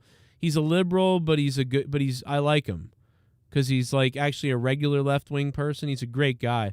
He's a left-wing great guy. He has been great at calling out Fauci and showing all the bad stuff that he does. What's his name? He's the guy that spit on Alex Jones a long time ago. Do you remember that? He got up on the stage and he spit on Alex Jones. Do you guys remember that guy? He's great. Oh, man, we got to find him. He's so funny. He's a comedian. Oh, Jimmy Dore. That's who it was. Yeah, Jimmy Dore's got plenty of stuff, that could get you. Let's go to. He's probably the best at breaking down Fauci. Let's go to him. Now, if you gain. Now he even has the same microphone as me. Let's go listen to Jimmy Dore. Maybe he can explain it to you better than me. He usually does do a better job than I do. Let's take a little listen. The function is when scientists take a virus and then try to mess with it to make it something that doesn't occur naturally in nature, often becoming more infectious, which is what a lot of people are speculating happened with the coronavirus, that was developed in a lab through gain-of-function research, where they would try to make a virus that doesn't exist naturally And in fact, the last head of the CDC said he thinks that's what happened. So Fauci funded it, that gain of function research, when he was head of the NIH. The NIH was funding through a subsidiary organization, EcoWatch, I think it was called, in Wuhan, the gain of function research. And so Ron Paul asks him about this, and watch how he well, we're going to show you. It's kind of funny. It's about maybe 2 minutes long. Let's watch it, and then I'll show you what happened today. Okay, here we go. That the NIH has not ever and does not now fund gain of function research in the Wuhan Institute. Do they fund of Dr. Virology. Barrick? We do not fund. Do you fund Dr. Barrick's gain of function research? Dr. Barrett does not doing gain of function research, and if it is, it's according to the guideline. So I don't know if you heard what he just said. He is not doing gain of function, and if he is, he's doing it according to the guide. What? Those are two. You're saying two totally different things. He's not doing it, but maybe he is. And if he is doing it, what? So that's how it went. So it went like that. It keeps going. Watch. And it is being conducted in North Carolina. Not you don't think in inserting China. a bat virus spike protein that he got from the Wuhan Institute into the SARS virus is gain of function? That is you would not be in the minority because at least 200 scientists have signed a statement from the Cambridge Working Group saying that it is gain of function. Well, it is not. And if you look at Fauci here is being a politician, and I'm going to go ahead and say he's lying because it is gain of function. What he just said. So he's trying to parse his words by saying it's not gain of technically, it's not gain of this, it's that. He does because he doesn't want to take responsibility for this. And so this happened again today. So that's the kind of garbage he was doing before. So now here's the kind of garbage he's doing now. Watch this. Dr. Fauci, as you are aware, it is a Can you make it a little louder in the room? You don't have to make it louder on the recording, but just in the room. crime to lie to Congress. Section 1001 of the U.S. Criminal Code creates a felony and a 5-year penalty for lying to Congress. On your last trip to our committee on May 11th, you stated that the NIH has not ever and does not now fund gain of function research in the Wuhan Institute of Virology. And yet, gain of function research was done entirely in the Wuhan Institute by Dr. Shi and was funded by the NIH. I'd like to ask unanimous consent to insert into the record the Wuhan virology paper entitled Discovery of a Rich Gene Pool of Bat SARS-Related Coronaviruses. Please deliver a copy of the journal article to Dr. Fauci. In this paper, Dr. Shi credits the NIH and lists the actual number of the grant that she was given by the NIH. In this paper, she took 2 bat coronavirus genes, spike genes, and combined them with a SARS-related backbone to create new viruses that are not found in nature. These lab-created viruses were then shown to replicate in humans. These experiments combined genetic information from different coronaviruses that infect animals but not humans to create novel artificial viruses able to infect human cells. Viruses that in nature only infect animals were manipulated in the Wuhan lab to gain the function, but the NIH failed to recognize this, defines it away, and it never came under any scrutiny. Dr. Richard E. Bright, a molecular biologist from Rutgers, described this research in Wuhan as the Wuhan lab used NIH funding to construct novel chimeric SARS-related coronaviruses able to infect human cells and laboratory animals. This is high-risk research that creates new potential pandemic pathogens that exist only in the lab, not in nature. This research matches, these are Dr. E. Bright's words, this research matches, indeed epitomizes, the definition of gain-of-function research done entirely in Wuhan, for which there was supposed to be a federal pause. Dr. Fauci, knowing that it is a crime to lie to Congress, do you wish to retract your statement of May 11th where you claimed that the NIH never funded gain-of-function research in Wuhan. Now, it looks to me like Dr. Fauci is caught lying once again, because when he said that originally, it looked like he was lying. No, he's not doing it. And if he is doing it, he's doing it the right way. Okay. So also we found out that they did fund this research through, they tried to hide it through the Echo Watch, a subsidiary. They tried to fund the Wuhan lab because the Obama administration put a pause on this kind of testing. Or not testing, but this kind of experimentation, this gain of function, because it's dangerous, because you could get a pandemic. And so that's the last thing he wants to do is admit to it. Now, everything I heard Rand Paul just say sounds exactly like they were doing gain of function. And so now this guy is going to just, it sounds like to me, Fauci is just going to double speak, and because he's going to say, oh, no, we've said it's not gain of function. So he's playing games with words. And watch. I have never lied before the Congress, and I do not retract that statement. This paper that you are referring to was judged by qualified staff up and down the chain as not being gain of function. By qualified staff? People, you mean people you handpicked? Listen to those words. Listen, all this proof you just sent me, all this stuff has been looked over by other people somewhere. And they don't think anything of this. So this is nothing. Does that make any sense what I just said? No, it doesn't. That's what a liar would say. That's what someone lying would say, right? And listen, I never thought I'd say this. Rand Paul is fire. I don't even like Rand Paul. I'm a mostly left-leaning person.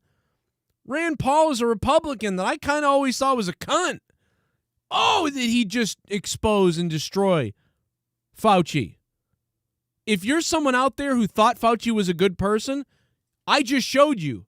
I just showed you it. He's also torturing fucking dogs. They're ripping the vocal cords out of dogs to experiment on what happens with all this crazy shit. That's the next thing we could talk about. Dude. Like, hello? Is that who you mean? People you handpicked said this? So he's quibbling over a scientific... By the way, this guy talking, Jimmy Dore, is a left-leaning person who spit in Alex Jones's face at one point. Remember that? Interpretation of He's one of you! Function. They're doing gain of function. And now he's trying to use lawyer speak to get out of it. Let me finish. You take an animal virus and you increase its transmissibility to humans. Right. You're saying that's not gain of function? Yeah, that is correct. And Senator... He's saying that's not gain of function.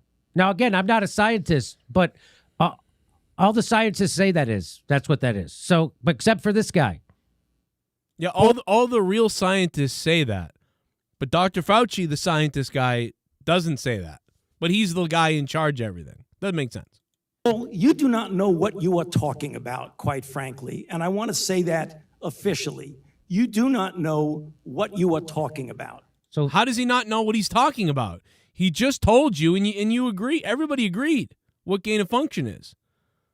And now Fauci is saying you don't know what you're talking about. I'm confused. And I think Fauci gets flustered right there. To me, that's Dr. Fauci trying to get a viral moment of him standing up to the right wing about science. Okay, you get one person. Let's read from the NIH definition of gain of function. This is your definition that you guys wrote. They wrote the definition. So they wrote the definition. Now he doesn't agree. Then he agreed. They wrote the definition. Then he agrees with the definition. Then when they show that that's what happened, he says that's not the definition. And then he says, you don't know what you're talking about. So I wrote the definition. I agree with the definition. Now you're telling me what the definition. I don't agree with that. And we didn't do that. But you don't know what you're talking about. I don't know. It says that scientific research that increases the transmissibility among mammals is gain of function.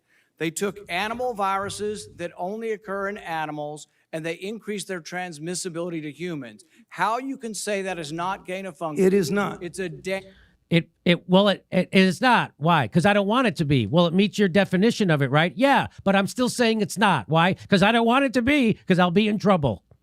Because that would mean I lied to the Congress. And you're dancing around this because you're trying to obscure responsibility for 4 million people dying around the world from a pandemic. And let's Dr. Fauci. I have to, well, now you're getting into something. If the point that you are making is that the grant that was funded as a sub-award from EcoHealth to Wuhan created SARS-CoV-2, that's where you are getting. Let me finish. We don't know. Well, wait a minute. It did come from the lab, but all the evidence is pointing that it came from the lab. That's not what this is about. See, Dr. Fauci's going into that. That's not what this is about. What this is about is the lab did this. This is your definition of this. Are you doing this? No. Oh, you're not doing this. But all the proof says you did this, and that is this. So you are doing the gain of function stuff. No, we're not. But you are, and that's the definition, and you said that, but now you're saying you didn't? And now he's like, well, you're trying to say I killed 4 million people. No, just trying to say about the lab. We don't know what that means. We don't know if we don't know if Corona came from the lab, but we know that you're lying about gain of function. We know that. And there will be responsibility for those who funded the lab, including yourself. And that's exactly right. And that's why Dr. Fauci is doing what he's doing right now. Totally. This committee will allow the witness to respond. I totally resent the lie that you are now propagating, Senator, because if you look at the viruses that were used in the experiments, that were given in the annual reports, that were published in the literature, it is molecularly impossible. No one's saying those viruses caused it. It No is one is alleging that molecularly. those viruses caused the pandemic. He's changing the What we're subject. alleging Fauci's is changing the that subject. gain-of-function research was going on in that lab, and NIH funded it. That You is can't not- get away from it. It meets your definition, and you are obfuscating the truth. I'm not obfuscating the truth. Senator You are the Paul's one. time is expired, but I will allow the witness. So this is genius of Fauci in a way. So what he's doing here is, what's going on is, he's trying to say to Fauci, did you do gain of function? And Fauci is saying no. And then he's saying, but you said gain of function is this. You did this, so therefore you are. And then Fauci says no. And if you're trying to say, so you're trying to say that I caused the pandemic, that's not true, and I take offense to it. So what Fauci is doing is changing the subject to a different argument of, oh, you're saying I caused the pandemic. And now they can argue that because that's a crazy thing, and that's not what we're talking about here. So now they're on to some other argument that can be battled back and forth with over. Like, you're saying I caused the pandemic, I have to defend myself. That's wrong. You're a liar.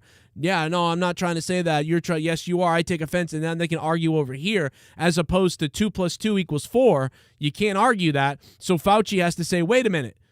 Like, hey, Fauci, 2 + 2 = 4. Do you know that? And Fauci goes, oh, I don't think so. You don't think so? Really? Yeah, I don't, and what are you trying to say? That 100 + 1 = 200? Why are you saying that to me? I'm not saying that. I'm saying 2 + 2 = 4. Yeah, but you're trying to say that 100 + 1 = 200, and that's just not true. What a magic trick, right? What a magic trick, bro. Unbelievable. But I wish I was Rand Paul. I wish I was the guy interrogating Dr. Fauci. I wish I was the guy interrogating him, because I think Rand Paul made a mistake here. I think now Rand Paul made a mistake by saying to Fauci, oh, 4 million people's lives are on you, that sort of thing. And now that gave the window for Fauci to have to defend himself about that, because that doesn't mean that that's, I don't think we can prove that that's Fauci's fault. But all we can prove is the gain of function thing, and so I think Rand Paul should have stuck to that. Listen, Dr. Fauci, nobody's saying that you caused the pandemic or that you did this, that, and the other thing. We're just simply talking about gain of function, and you seemingly lied about it. Maybe,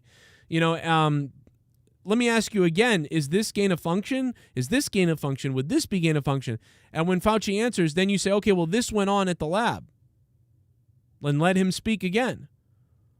That's how you get him. And you just let him go on that. And you just keep pounding that. But I think Rand Paul kind of jumped ahead into like meandering over him about like, oh, we got you, you're lying. And you should have just kind of let him keep lying. But, see, that's rather than be critical and point fingers, I would have let the guy keep lying and sort of kept asking different questions that would have shown that he was contradicting himself. And I think he really could have gotten somewhere with that. But very strange. Very strange. Very, very strange. Let me just finish. And again, Jimmy Dore, this guy here, Jimmy Dore with the glasses doing this review, is a left-leaning person. Not a Republican, a left-leaning person. A good person, in my opinion. I want everyone to understand that if you look at those viruses, and that's judged by qualified virologists and evolutionary biologists, those viruses are molecularly impossible to result in Yeah, so now what he's doing is he's making he's saying something that's true right here. Fauci's right. That's not what we're talking about though. But I understand why Fauci is saying it here because Rand Paul brought up 4 million people and said you're going to be responsible for 4 million people if you are, so he sort of pinned that on him. So now Fauci's trying to say that. So I sort of get why he's saying that in a way. But, he had to defend himself as far as that goes. Those viruses caused the pandemic. We're saying they are gain-of-function viruses because they were animal viruses that became more transmissible in human, and you funded it. And you admit the truth. And you implying... Senator Paul, your time has expired, and I will allow witnesses who come before this committee to respond. And you are implying that what we did was responsible for the deaths of individuals. I totally resent that. And if anybody is lying here, Senator, it is you. Ha! What am I lying about? Senator Smith. I don't believe Fauci at all. I don't know if I believe him. I don't like Rand Paul that much myself, to be honest. But I just don't buy this. He's lying. Like, Fauci is lying. He's lying. He's lied. He has lied. This is what he's done. So so you lied, and then you say, if anybody's lying, it's you. But it's like, you just lied about gain of function. But then you said, if anybody lies, it's you. I'm so lost. So we've shown you, I'm not going to go through it again, but we've shown you that Dr. Fauci is just as big a liar as any politician. And he lies on the regular. So just like Rand Paul or any other politician, He also lied about masks. Dr. Fauci said you don't need a mask. Dr. Fauci said you're not going to need a mask. You don't need a mask. The guy constantly lies. If I was to guess, this virus started transmitting somewhere in September, October in Wuhan. September, October. That's my own view. It's an only opinion. I'm allowed to have opinions now. I am of the point of view that I still think the most likely etiology of this pathogen in Wuhan was from a laboratory, escaped. Other people don't believe that. That's fine. Science will eventually figure it out. It's not unusual for respiratory pathogens that are being worked on in a laboratory to infect a laboratory worker. It is also not unusual for that type of research to be occurring in Wuhan. Still, so I wanted to ask, are you still confident that it developed naturally? No, actually, I'm not convinced about that. I think that we should continue to investigate what went on in China until we find out, to the best of our ability, exactly what happened. There's a lot of... So there he is, now changing his story that it came from a natural origin to like, no, now I think we got to look at it.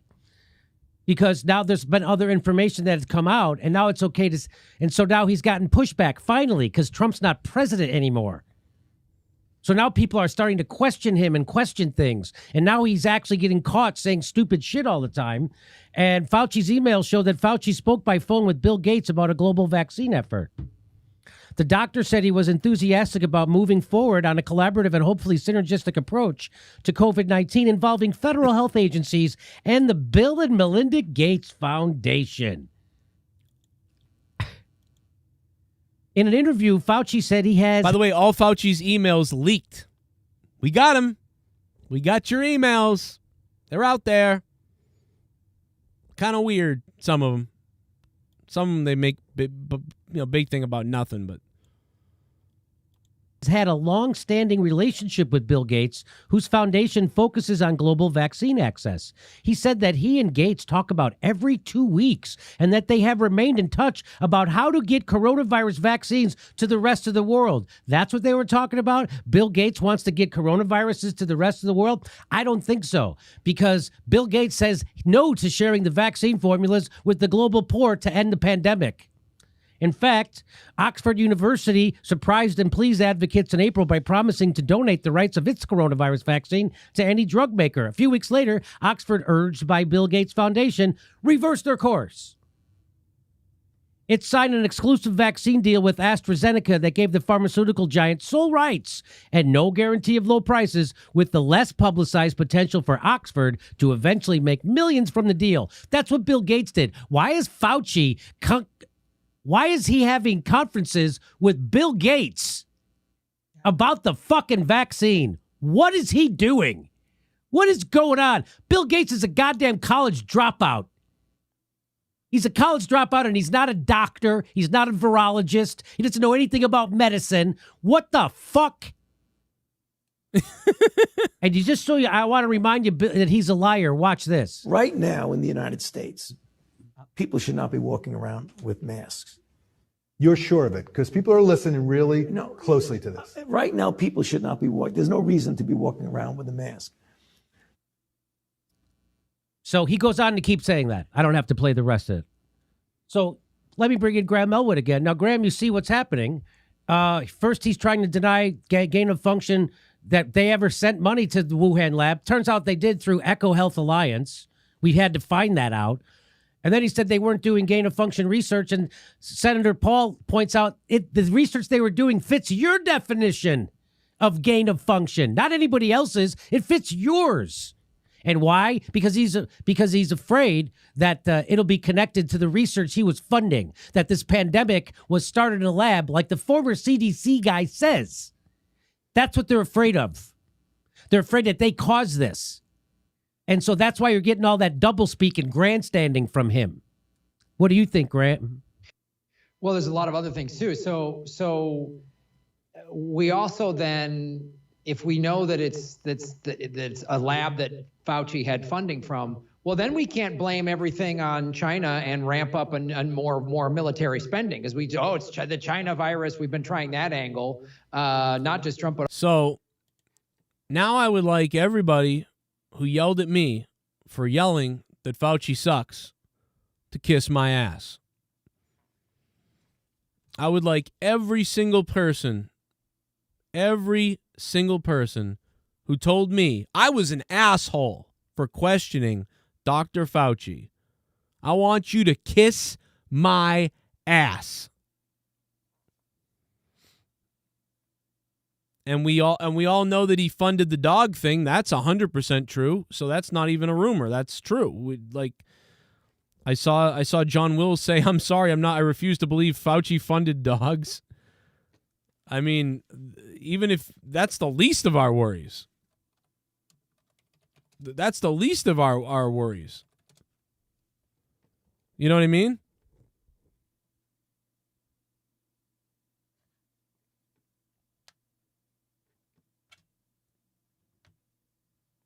That is the least of our worries, is what he did to dogs. Half, roughly, of the political divide, he's adored and feted, and people have T-shirts. Fauci, so that's definitely true. He definitely does run that. Funded a recent or standing up for it. You have to get beyond it. You have to replace it. That said, let's have a look at what Anthony Fauci is alleged to have done. Writing in Substack, Leighton Woodhouse goes, the National Institute of Allergy and Infectious Diseases, the division of National Institutes of Health run by Anthony Fauci, so that's definitely true. He definitely does run that. Funded a recent experiment in Tunisia. Okay, it's in Tunisia. Why there? In which lab technicians placed sedated beagles' heads in mesh cages and allowed starved sandflies to feast on them alive. Sometimes you hear an experiment, you think, what's the upside of that then? Right, I've got to know. What will a famished sandfly do if given access to a sedated beagle's head? Otherwise, how the hell are we going to get men on the moon? Look, something as serious as this, you can only joke about it and also perhaps acknowledge that this is something that happens all the time throughout industries that are dependent upon, for example, meat or the pharmacological industry in general. Let's see. The experiment was just one of countless tests done on animals with the funding of NIH and NIAID. God, even as an acronym, that's hard. Do they call it NIAID? Listen, I've been working at NIAID for years now. Entailed, little is produced. Much of it is pointless to begin with. Can I just ask, what is the point of putting these sandflies on these sedated beagles' head? God, I've never really thought about it, really. Well, I suppose the answer is there is no point. It's a video. They masturbate to the videos. Oh, carry on. In NIH's own words, approximately 30% of promising medications have failed in human clinical trials because they are found to be toxic despite promising preclinical studies in animal models. About 60% of candidate drugs fail due to the lack of efficacy. Now, what we'll see now... Damn, this is a long video. ...that by the NIH's own words, there's a 90% failure rate. Most of the failures due to fundamental differences between human physiology... I got to tell you, man, Russell Brand is going in on this. Like, very much going in on it. Woo! Like, he's going way in. Let me see if Jimmy Dore talked about that one. The end of Fauci. Yikes. By the way, new documents are out about the thing. So, like, there's just a lot of this stuff. I'm less worried about the dog thing. There's more to the dog thing. You can go look it up and figure it out. But I'm more worried about what we 100% know from this stuff. You know what I mean? A little bit concerning. EA Sports, it's in the grave. Oh, no. We love John Madden. We're also celebrating John Madden all night tonight here on the Joe Cronin Show. Thank you guys for donating to the show tonight. Appreciate it. If you want, the link is in the description box down below, or feel free to drop a super chat. Russell Brand is a very open-minded, smart person. I don't know why he's an idiot, John Wills. I don't understand that. I don't know why you'd call him an idiot. I don't understand. Why is he an idiot?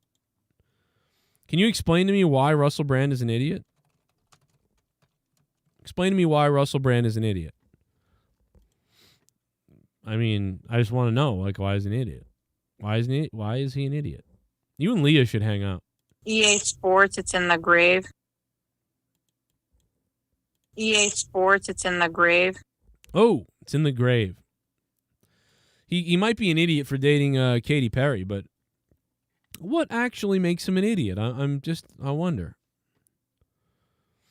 What up, Bep Jr.? How you doing, man? What up, Crazy Horse? What else we got?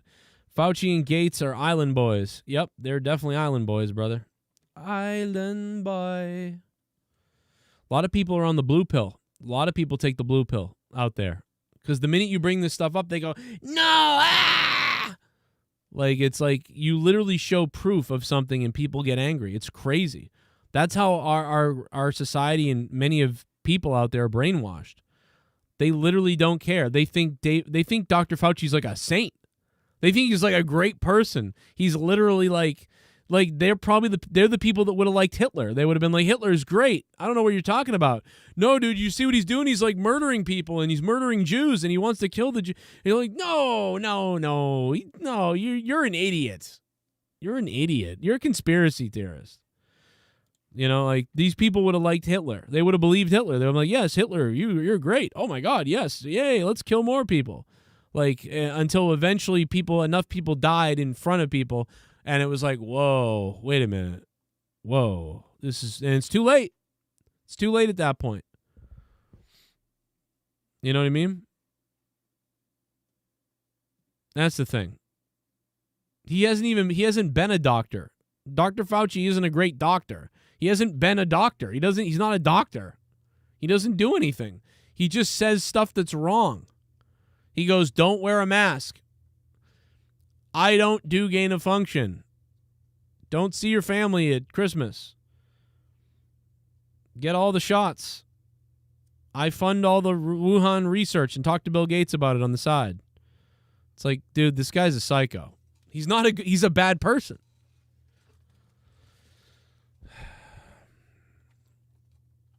Like, I'm serious. He's a bad person. I'm telling you this. I didn't even want to believe it. I didn't want to believe it. I'm telling you that I did not want to believe it.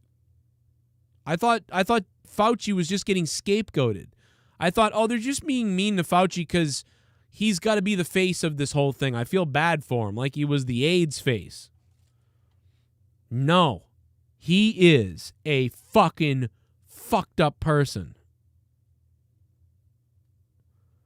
He is a fucked up person. In Star Trek The Next Generation, there's an episode where a doctor on a planet is willing to perform and sacrifice some of her patients because she can learn from their death. And that allows her to maybe save millions in the future. And Beverly Crusher, the doctor, is like, you can't do this. This is unethical, what you're doing. And they're both doctors. They're both scientists. But one of them was being a bad person about it and doing some weird shit to get a result. And the other doctor called her out about it. There's so many great episodes of Star Trek The Next Generation. If you ever want to learn about everything that we've been dealing with in the 80s, the 90s, the 2000s, right now, the 70s, the 60s, whatever, watch Star Trek The Next Generation. Sure, the first season and even the second season are a little crappy, kind of like they're a little sci-fi goofy, but by the third, fourth, fifth, sixth season, seventh season, like there's so many things in Star Trek The Next Generation. I love Star Trek The Next Generation. I used to love it for so many different reasons and the familiarity and growing up with my dad and everybody. And, you know, Leah loves it, and so we love watching it. But so many of these messages and these themes and these things in this show are so real to our world always, because they're always that person. When there's a villain or a bad thing or an unethical thing or a situation, that ethical moment, that thing has been persistent and consistent throughout time. And that's why TNG is just so good. You know? And I don't understand why. You know, I wear a mask all the time. I'm vaccinated. But the problem is, why did Fauci lie about gain of function? You see, nobody's saying that Fauci talking about masks or COVID or whatever, you can't believe anything the guy says. He shouldn't be in this position because he lies about gain of function, which is super bad to be lying about. He lies about the dogs being tortured. I don't know what that means, but he did. He did. What is going on? I don't know. So anyway, let's get back to Madden and having some fun. But I had to, skew us over to this weird political thing because a lot of you guys were saying, how can you say Fauci's a liar? And now I've just shown you that Fauci is a liar. And very strange. I don't give a shit about the right and them doing their gotcha thing. I don't care. All I care about is the truth. I don't care about the left, the right, the up, the down. Don't care. Don't care about the left. Don't care about the right. Don't give a shit. Dr. Fauci's a liar. Does that mean he's lying about everything and that everything he says is a lie? No. That doesn't mean that when he says you should wear a mask now that you shouldn't wear a mask. That doesn't mean that when he says you should have 3 shots, it doesn't mean you shouldn't have 3 shots. That doesn't mean that. But it means that a lot of people aren't going to trust you and that a lot of people are going to do the opposite. That's what it means. But that doesn't even matter. What matters is that you're doing something illegal and you're lying about it. That's scary. The other stuff, that doesn't matter. Fuck all that. How many vaccines is right? I don't know. How many masks is right? I don't know. I don't care. But Dr. Fauci lied about gain of function. And there's something going on with him and dogs. And we don't exactly know 100% of what that is. But it's there. And if you and for anybody to try to pretend this isn't happening, you are literally... Why? Why are you trying to defend Dr. Fauci, a psycho, evil person? Why? That doesn't mean that when you wear your mask every day, it's wrong. That doesn't mean that. You're fine. You're right. That doesn't mean that if you go get a third booster, you're wrong. That doesn't mean that. Just because Fauci is evil and has done evil things, that doesn't mean that everything he says is wrong, and that doesn't mean that what you're doing is wrong. Why is anybody supporting this person? That's my question. You know what I mean? And I think a lot of people in this chat, left wing, right wing, independent, whatever you are, you guys agree with this. I think most of you do. And I know that my chat is split mostly. I think most of you guys are split. I think a lot of you, I think 40 or 45% of you are left wing. And or a lot of us aren't anything. A lot of us are just independents. I mean, I love you guys. I love that all of us can talk here, mostly. I don't even want people to get on John Wills too much. I like John Wills. I really do love him. But I just don't agree. I think that the guy, after all this time, I've done a lot of research on Fauci. He done a lot of it. He seems like a very bad person. That's what I've come to find out. In some ways. In some ways he's not. In some ways he is. It's just weird. Oh, yeah. We got a new subscriber. Matt Anderson subbing. What's up, brother? Freak out.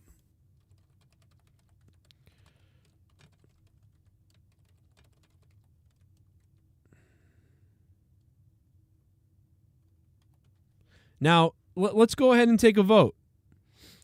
Matt Anderson, thank you for subbing. Let's go ahead and take a poll real quick. Let's find out from you guys. What do you guys consider yourselves in the chat? And we'll go back to having some fun, man. It's going to be a fun time. I'm having a fun time. It's got a little weird here, but we're having a good time. Would you consider yourself a Republican, Democrat, an independent, or none? You don't get in anything. You don't care. Let me know in the poll. Let's take a poll and see where the JCS community is at. If I was voting, it would probably be independent. Joe, explain how you're open to being chipped by the Chinese without hesitation. I can't because I don't want to be chipped by the Chinese. The dirty pox. I do not want to be chipped by the Chinese. I don't know where that comes from, but Joe, explain how you're open to being chipped by the Chinese without hesitation. I'm not. I don't want to be chipped by the Chinese. That doesn't make sense to me. Now, could eventually I be chipped by a company or for some reason? Maybe. I'm a little bit concerned about it, but it may be something we all do at some point, and it will be just like, hey, I'd never walk around with a tracking device in my pocket. I'll never do that. Here it is. We all got it. You got it. I find it hard to believe that not less than 99% of you, at least 99% of you are walking around one of these. It's a tracking device, follows everything you do. So you got it. So that to say that we all wouldn't get chipped, no way, we'll get chipped. And then when our kids or younger people get chipped, they won't even think about it. They'll just be like, oh yeah, I got that. Who cares? Just like you never thought you'd be walking around with a tracking device. You'll do it. We'll all do it. I think. But I don't want to get chipped by China. I don't know what that means. But I'm just saying. So far we got 46 votes. And I think this makes sense now. Now, I want to remind you guys. We did a poll back in 2015. I want to tell you what the poll came out to be. I don't have it in front of me right now, but about 800 of you in the year 2015 voted, and my audience was 60% Democrat, 40% Republican. That's what it was. And there was very little independent. It was something like that. It was like 40%, 50%, something like that. There was like 10% independent, and then 90% was split Democrat and Republican, but Democrat dominated a little bit. So it was, you guys slightly leaned left, and there was very few independents. Then in 2016, we took another poll. 1,000 of you voted. 1,000 of you voted. And it turned out that you guys were 5% more right-leaning. We did Democrat, Republican, 5% only. And there was only a few, and there was a few more independents, I think. It was like 18, 15%. Leah, what's up? A few minutes. Why? Oh, you're already going to go to bed? Oh. Oh, all right. Yeah, I'll be getting off in a few. But so yeah, interesting that things are kind of swinging towards the right side a little bit over those years, and then they started swinging a lot. We did a poll a year and a half ago over on Corrupted, and I think it was about like 600 of you guys voted, and it was like 20% independent, and then like 40%, or like, no, it was like 20% independent. Then it was like 50% Republican, and then 30% Democrat.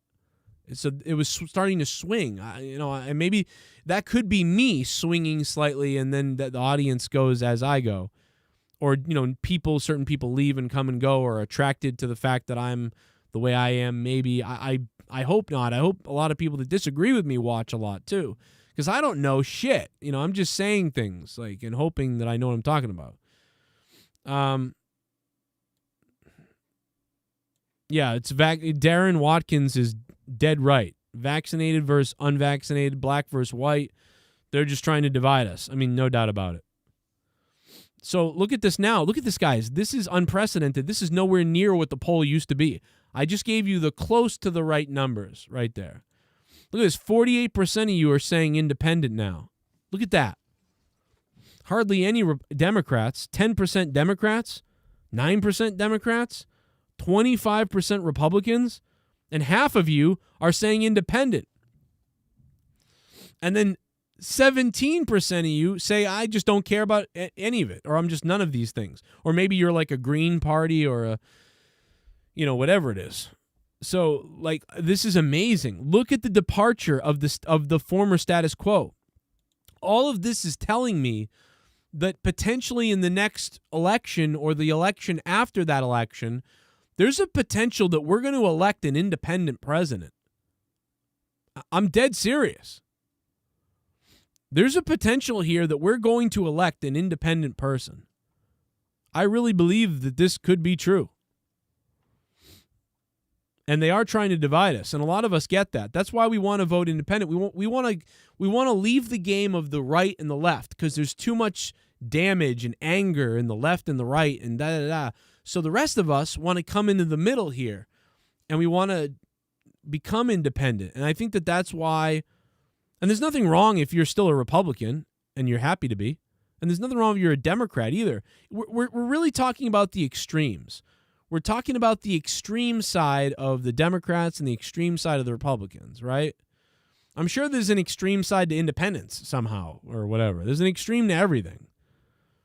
But what this does show you is that most people are trying to come to the middle, find out the truth, and the best thing we can do is take all of the good that the Republicans have to offer and all of the good that the Democrats have to offer, and take all of the good that we all can offer through our new ideas and all the ideas that should have been fixed a long time ago, and we want to put them together to form a newer party that's going to actually represent all of us. A party that cares about working class, that cares about us. Looks like my little lass needs a shaving.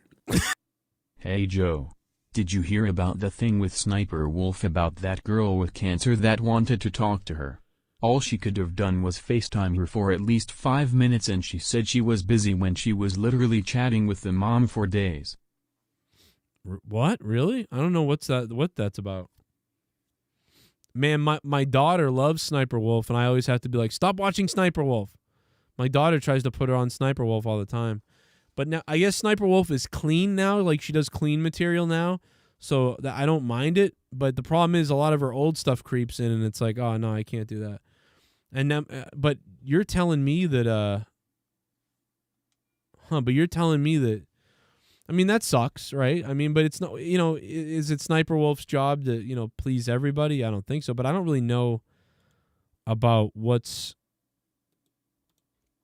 going on with that. So, let me take a look. Pacharo, thank you, man. I don't know, I'm trying to, I don't know. I mean, I'm not into, like, you know, crapping on somebody. Keemstar talked about it. Absolutely disgusting. Ghosting a terminally ill 10-year-old with cancer. That's right. We broke this story on Twitter last night. It went absolutely viral. We got the full story for you later in the programming. But first, let's jump right into it. Trisha Paytas has come out saying that she is now a witch. Oh, man, I'm just going to skip over that. But nice to know that Trisha Paytas is a witch. In other news, she's also a fucking retard. Meet Sniper Wolf. Sniper Wolf has always, in my opinion, been a piece of poop, okay? She's been horrible, self-centered. We all have known her for like a decade, right? But then over the last couple years, she grew an empire on YouTube, having over 30 million subscribers by being basically a reaction girl. She just reacts to other videos, but young kids love this stuff. And so this 10-year-old was telling Adam22, my dream is to meet Sniper Wolf, and he makes a promise to her that he's gonna try to make it happen. Watch this, roll it. Thank you for coming. I worked on the Sniper Wolf thing for you. That's crazy. I'm gonna try to get in touch with her. I know some people who know her, so hopefully we can make it happen. Wait, really? So after this, Adam22 is in a group chat with a bunch of big YouTubers, and he's asking all of us how to get in contact with Sniper Wolf. And I warn Adam22, I'm like, Sniper Wolf is a piece of poo. Good luck with that. Anyhow, Adam makes it happen. He gets in contact with Sniper Wolf and has Sniper Wolf contact the mother. Sniper Wolf messages the mother on Instagram saying, hello, I would love to send her a video message or a chat with her. The mom, so excited and so happy, says, oh my God, hi. She would love to talk to you however we can. Thank you, thank you. Sniper Wolf says, hi, I'd love to tomorrow if that's okay. The mom says, if it doesn't disturb your Christmas, yes, please. Sniper Wolf says, sure, and if not tomorrow, then Sunday. The mom says, okay, perfect, thank you so much. Just message us when you're ready. Now, at this point, nothing seems too off or bad. I mean, I guess the only criticism I would have is the girl could pass away at any moment. Like, Sniper Wolf should speed things up. I mean, it takes 5 minutes to just call her, but we'll move on. The mom pings Sniper Wolf saying, perfect, just let us know. Hello. Is it possible Sniper Wolf didn't know the girl was terminally ill of cancer and just forgot and just thought it was a fan that wanted to talk? I mean, I don't know. Probably not. I don't know. Let us know if today works. If not, tomorrow is good. But we can maybe like set up a time. Sniper Wolf responds, hello, I kind of like 2 hours if that works. The mom says, no, it's 11 p.m. over here on this side. We live in Massachusetts. Her daughter won't be awake at that time. Sniper Wolf Oh, wow, they live in Massachusetts. responds, oh, okay, tomorrow. Does any time during the day work? The mom responds, yes. Okay, still nothing too terrible there. But I guess my criticism is, you're sitting there messaging back and forth. Why not just call her? It takes 5 minutes to get on FaceTime and call the fan. Okay, now here's where things start getting ugly. During the time that the mom... Man, my daughter loves Sniper Wolf. I mean, I want Sniper Wolf to rape me, you know? Sniper Wolf are talking back and forth. There are other fans still trying to get Sniper Wolf to reach out to this 10-year-old girl. So the mother posts a picture of the DM saying, hey guys, look, me and Sniper Wolf are in contact. You can stop spamming Sniper Wolf, right? Sniper Wolf reacts by saying, hi, please don't post messages. I don't usually do this, and I don't want other people to spam me to video message. Thanks. Wow. What?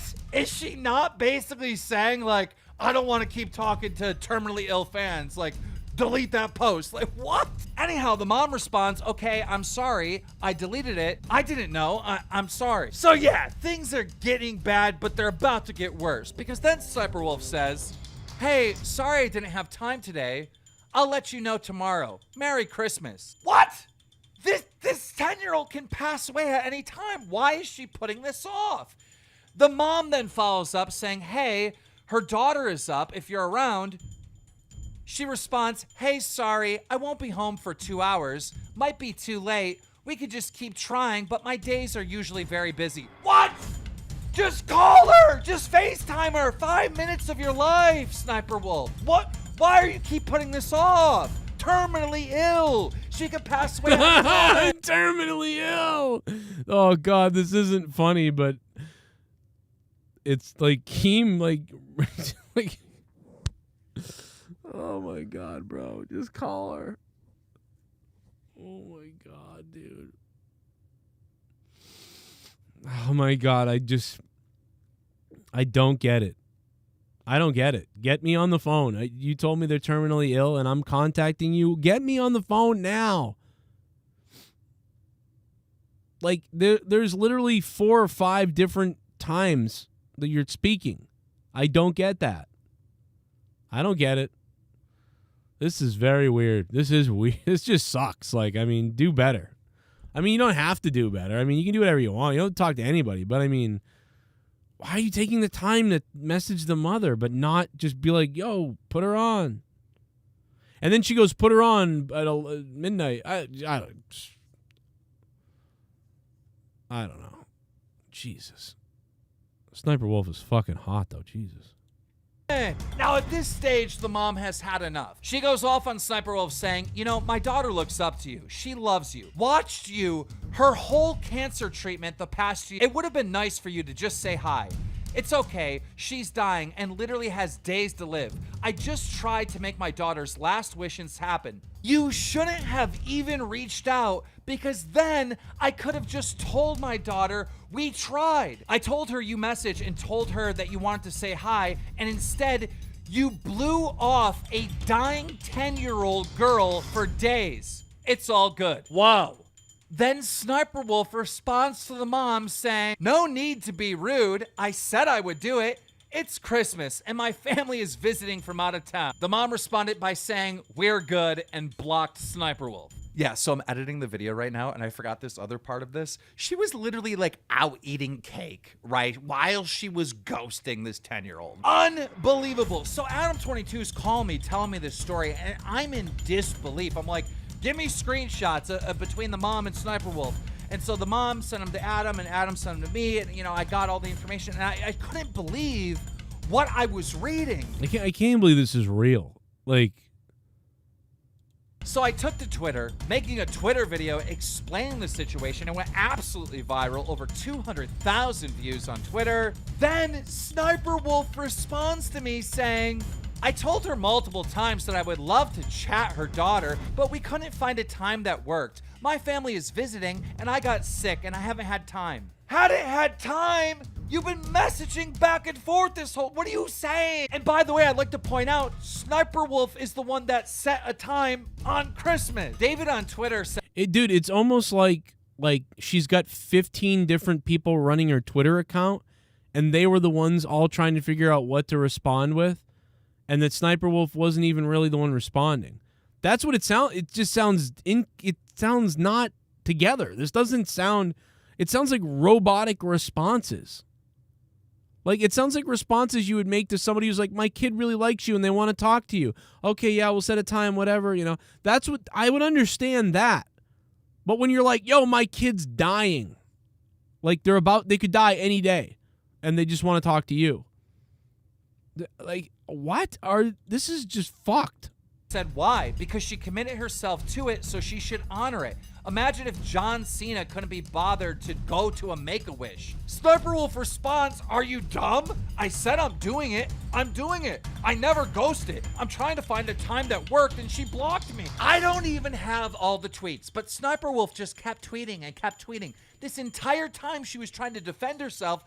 She could have just called the 10-year-old girl and spent 5 minutes on the phone with her. I don't want anyone to forget this story. So please, as a favor to me, if you're a fan of this show, spread this video, share this video, post it on the internet, post it to a friend, share it with someone, get the word out. I want everyone to know that this took place. This woman, Sniper Wolf, has been so blessed by reacting to other people's content. She makes millions of dollars, has millions of fans that apparently she doesn't care about at all. And I want everyone to know. Ladies and gentlemen, that's it. I'm not surprised that somebody that looks like Sniper Wolf, talks like Sniper Wolf, and makes videos that Sniper Wolf makes doesn't give a shit about anybody. I'm not surprised. She obviously is a cunt. I mean, like, whatever. But, yeah, I'm just surprised that even the most cunty of person wouldn't take a second to speak to a kid like that. Very strange. EA Sports, it's in the grave. Seems to be a theme. Oh, boy. I mean, listen. Keemstar is an asshole, but, Keemstar's like Alex Jones. It's like, yeah, sometimes he's wrong, but sometimes he's right. Let's all remember what Keemstar said about me. About Joe Cronin, I could care less. I'm not really a fan of Joe Cronin, but definitely not a fan. He thinks he's Howard Stern, and he's got a cool way of talking. Poor Jim Cornette and Keemstar, they don't like me. Guys, they don't like me. Why doesn't Keemstar and Jim Cornette like me? Talking in the microphone, and he's a very shock jock or whatever. I have to explain, he looks like one of those guys from Long Island that wants to be a white rapper. That guy is retarded, and yeah, I could care less about him, dude. I am not retarded. About Joe Cronin, I could care less. I'm not really a fan of Joe Cronin. He's not really a fan. He kind of is, though. I mean, don't you get that? Keemstar's not really a fan, but he kind of is. He really kind of is. I'm not really a fan, but I listened to you multiple times, and I called your show a couple times, and I've ranted about you all over the place and whatever. But I'm not really a fan. Keemstar's kind of a fan of me, And if he was smart, he'd let me take over his fucking show. About Joe Cronin, I could care less. I'm not really a fan of Joe Cronin. You are. Let's be honest. You make me feel like I'm living a teenage dream. Anyway, I think I'm going to wrap it up for the night, man. I think we've talked a lot. I'm running out of, I'm running out of vocal ability. I could have gone and taken some call things and done a bunch of things and continued this, but let's be honest, it's 1:22 in the morning. I like Jim Cornette, though. I do. I like him. I like Keemstar, and I like Cornette. I guess. But they can be dicks, no doubt. They can kind of suck. And I could play some Madden, in honor of John Madden like we talked about, but, I just rambled on for longer than I expected. About 2 hours and 20 minutes we've been live here. And, I think I'm going to wrap it up, man. I appreciate everybody being here. Thanks to Jordan Lavelle subbing, Jake Huston for the $1, Shell for the $31, the top donator, Woolhat Demon with the $5, Debe's Kneeless Niece, Mr. Pico Boulevard, DWELSH, Furry Balls, plop menacingly on the table, Matt Anderson for subscribing, and Pacharo for his donation. There's Woolhat Demon again. Super Chat Party! Oh, yeah? Oh, yeah. You should check out Cyberdemon 531 channel. It's an unintentionally funny left-wing political channel hosted by a trans. Huh. That's pretty cool. Thanks, Woolhat Demon. I would really be afraid of like playing some of that on the air and then being called like being canceled for being like transphobic or something, you know? Because I would definitely make fun of it, you know? And then I would be called like transphobic or some crazy bullshit. So I probably wouldn't do it just because of it would just be impossible not to be in trouble for whatever I do with that. Even though I have no problem at all with trans people whatsoever, except for the ones that compete in women's sports.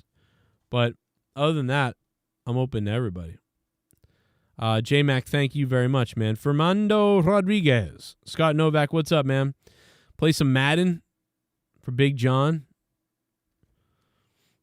Keemstar likes little girls. I heard he likes, like, what, 20-year-old girls? You know? There's nothing wrong with the 20-year-olds that he's hooking up with, or even 19-year-olds, you know? That's what Keemstar can do, you know. Go for that, you know? Go for it. I don't know if I could... Shit bomb! 19's pretty... Hey Joe, before you go, I just want to take a moment to apologize for my Russell Brand comment in the chat. Okay. Hope you can forgive me. Have a great night and Happy New Year's. Well, there's nothing to forgive, man. I love you, John Wills. You're the man, brother. I really appreciate you. You have also funded this channel a lot throughout the years. I love you, buddy. I really do. And I don't...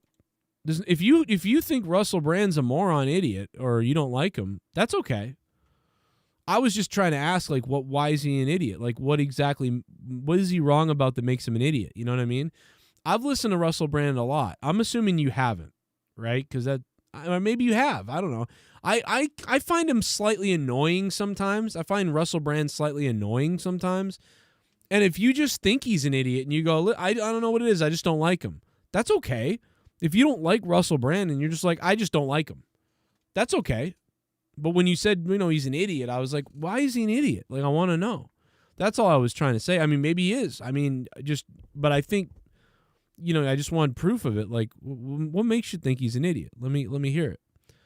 And then maybe I would think, oh yeah, maybe he is kind of an idiot. I mean, he's not a professional. He's just a guy with opinions. That's all he is.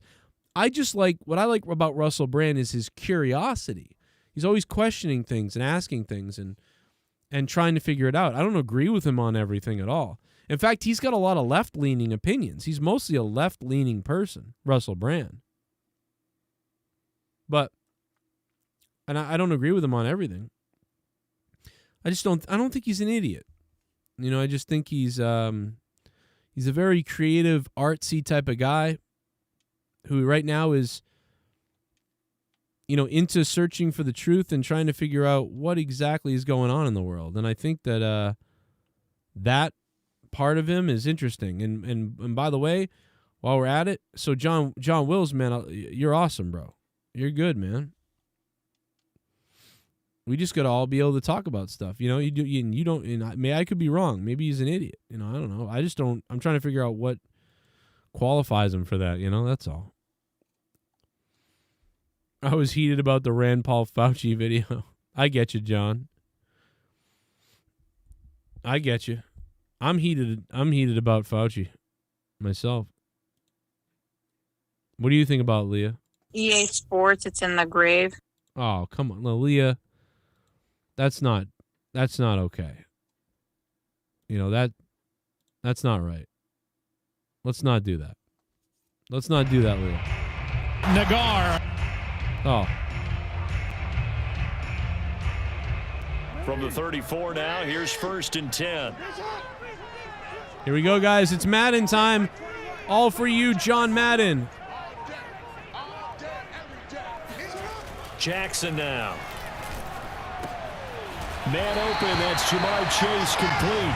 And able to get this one across the 45 before. All right, we're looking good right now, guys, I think.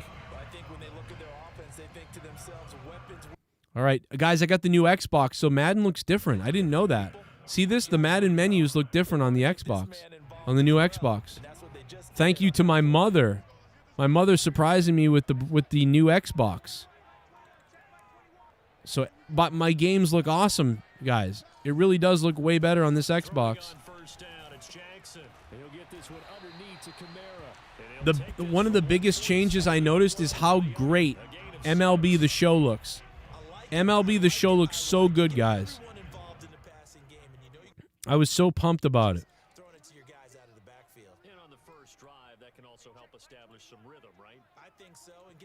Thank you, John Wills, for the $5, man. Oh, God, everything's different. Everything's different. I'm going to fuck it up.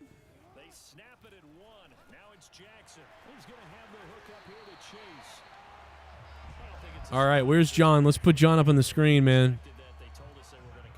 We're playing this game of Madden for John Madden. Rest in peace, John Madden. We're going to put John over here, right on top of John Wills, as our symbolic leader.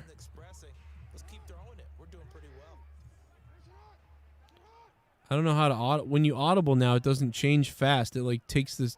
Oh my God, I don't like that. The audible takes way longer to execute now. And now the players' lettering and the plays look different. Fuck, everything's different, guys. Ask Madden on every play. You're right, let's do that. Oh my God, that's hilarious. We're doing Ask Madden on every play.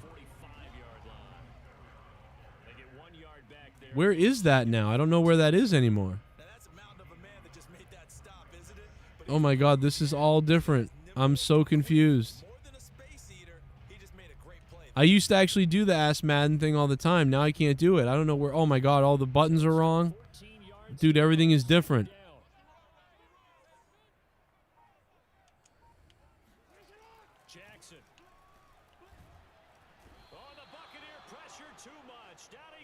Oh my God, everything is wrong.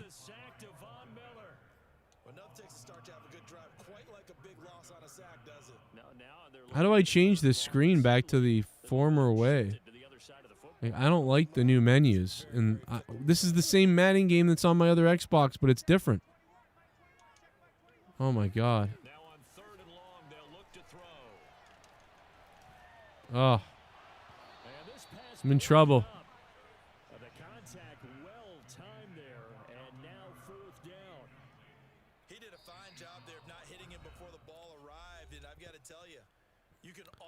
Solomon. Because of the angles of approach. When you're going to get him, sometimes you panic as well and think, I've got to be there right now. Boom. Instead, in this case, timed it perfectly and knocked it free. Lamb to return it. Ooh. 8 yards on the return. I don't know how I'm going to do this. We're playing this one for Madden, for John. Oh, here's coaching suggestions. Not available yet? What the hell? I guess coaching suggestions is the new Ask Madden, right? They don't really have an Ask Madden anymore. It seems like. Boom. Should have picked up a new kicker. Should pick up a new kicker. Any suggestions? I don't know, man. I got a good one. His name is Chris. Oh, no. This game seems way... I don't know why, but Madden plays worse on the new Xbox to me. Nagar.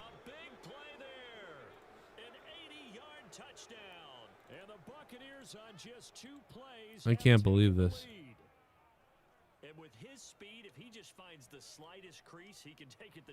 I don't know why. This game seems weirder on the new Xbox. But the show, MLB The Show, plays better. I mean, maybe I'm nuts, but I don't know. Happy New Year. Happy New You. This year was rough. Oh, there we go.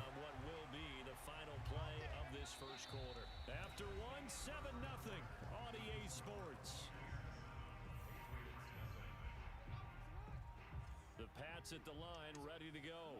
They'll be looking to match that touchdown from a moment ago. 7-0 is. Look at that throw. Kamara like wide open.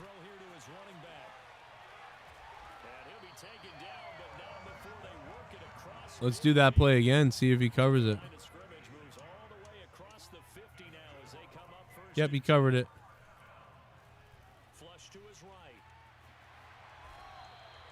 Pretty good run there.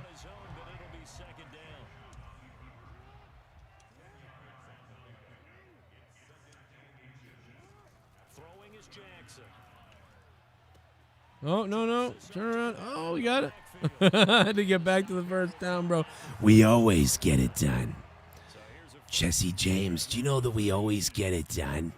We always get it done. Tom Brady always gets it done. A lot of people don't even know what that's from anymore, I feel like. Oh, what a run to the outside. We always get it done. Super Bowl 52. I don't know where that clip is.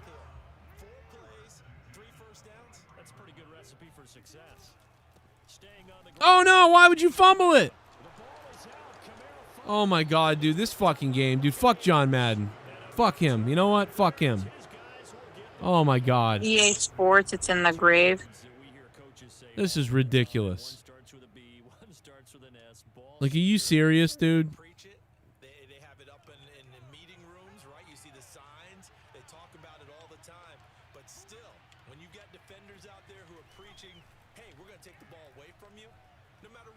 Oh, big sack, though. We always get it done.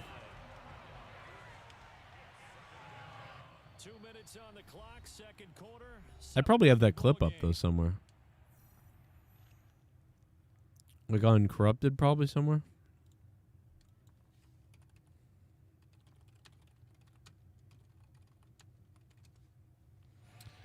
Let's see. I don't know. We'll find it.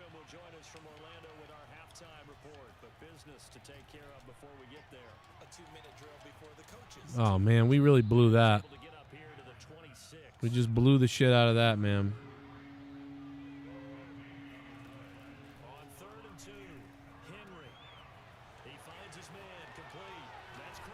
Ugh. We were playing like shit.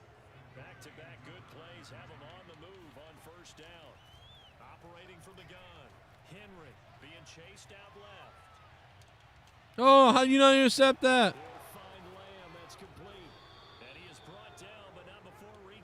Oh my God, dude, playing so bad right now. We gave up that big run.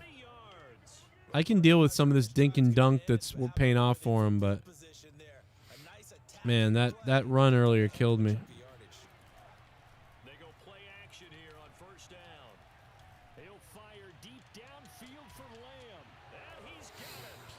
Oh boy.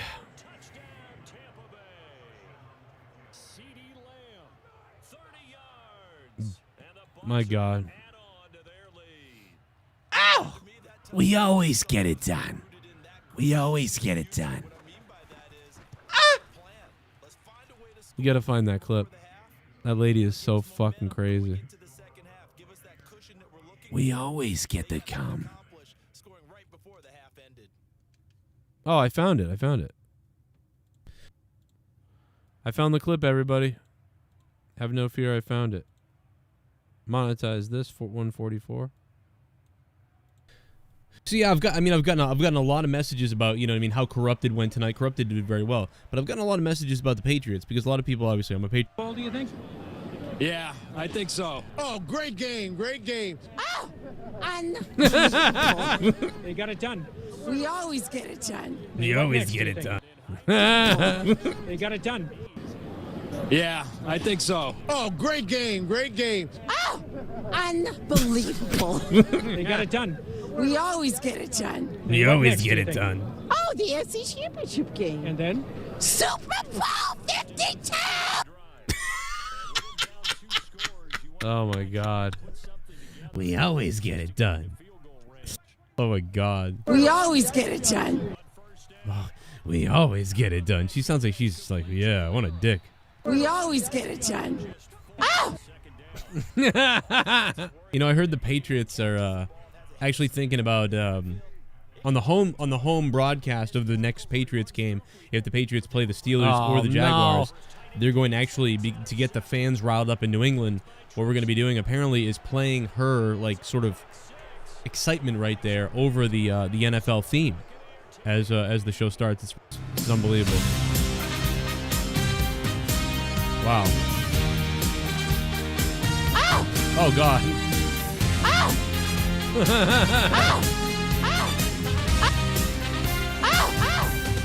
We always get it done. We always get it done.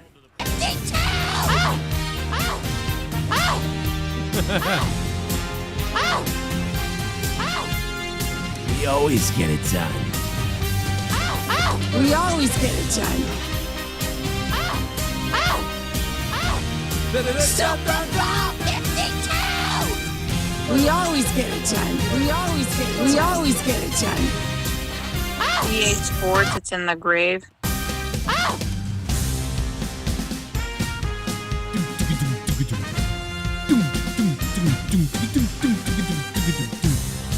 It's amazing. Wow. We always get it done. We always get it done. Super Bowl 52! Oh my God. Oh man, they should make a new song about her living in New England.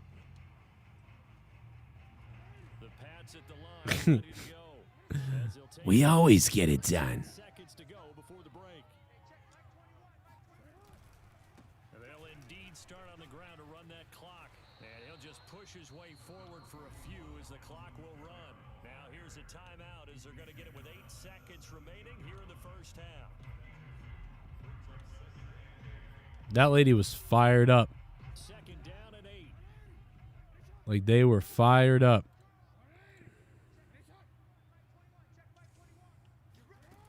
Jackson from the shotgun. Gates with a grab. Now third down is looming. A pickup of 2 on first down and just 1 yard there.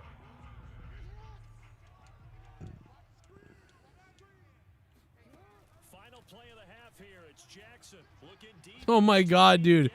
The guy's wide open. How does the ball not make it to him? Oh my God. Yeah, I don't think the Bills are good enough to win the Super Bowl. No. I don't think the Patriots are either, and I don't think the Bills are. I think it's going to be Kansas and the Colts. Could be our, in the NFC.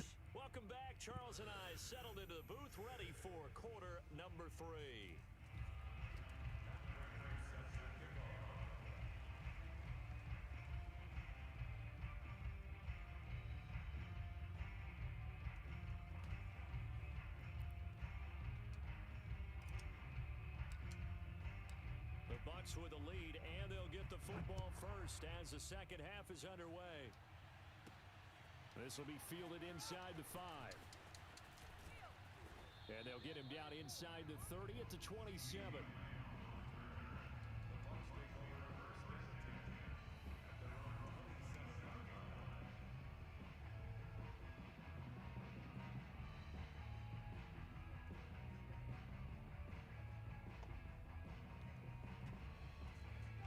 Offense set to begin their next possession. And they've got the lead, CD. What do you expect from them in the second half? Well, I like what they were able to do on the ground in the first half because they had a lot of success running the ball. Oh my God, don't even know. Wait, what? Caught inside the 15. Touchdown, Tampa Bay.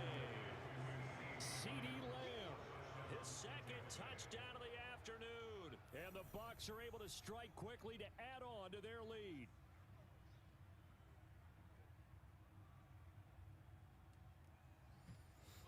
We always get the cum. Well, I guess I'm going to end this John Madden game just like he ended his life. Oh, my God. It bounced off my guy's hands for an interception into his hands for a completion. Dude, fuck this game in the fucking dick. Fuck this game in the dick. EA Sports, it's in the grave.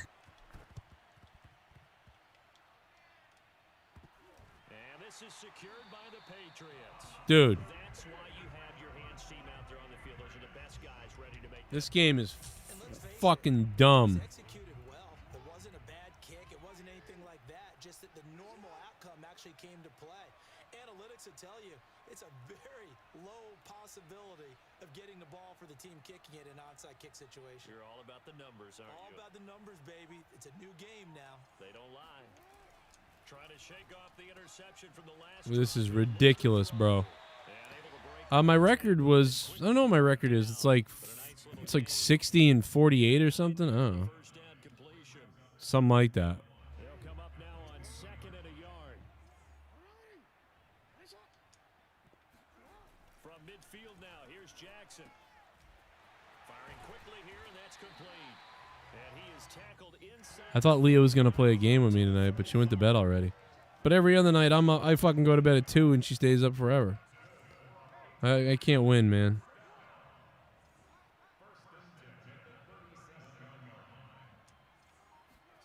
On 1st and 10, it's Jackson. Oh, he dropped it. And that's pretty indicative of the way this one's gone.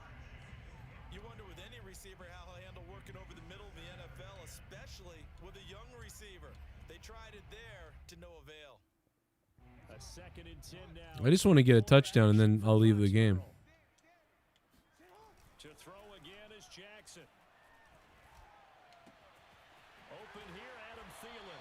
And this is going to lead to another first down as the tackle's made at the Bucs. I feel like all my plays are completely different than the plays I used to run. Jackson on 1st down. That's complete to his running back, Kamara.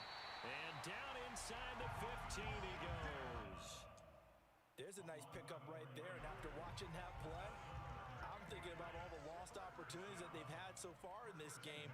But right now, just focus on continuing to move the ball the way they did on the last play. From the red zone now, here's Jackson on 1st down.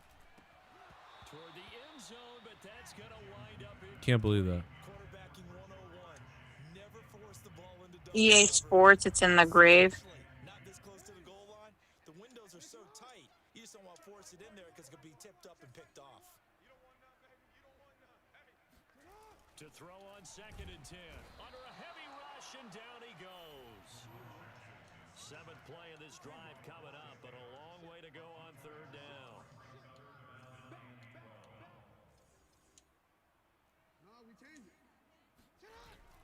On 3rd down, here's Kamara. And they will get to him at the 7 and stop him short of the first down marker. I guess they figure they got to start taking some chances. Here's a big one in this 3rd quarter as he'll go for it on 4th down. Here's Jackson. There it is, guys. There it is. First time.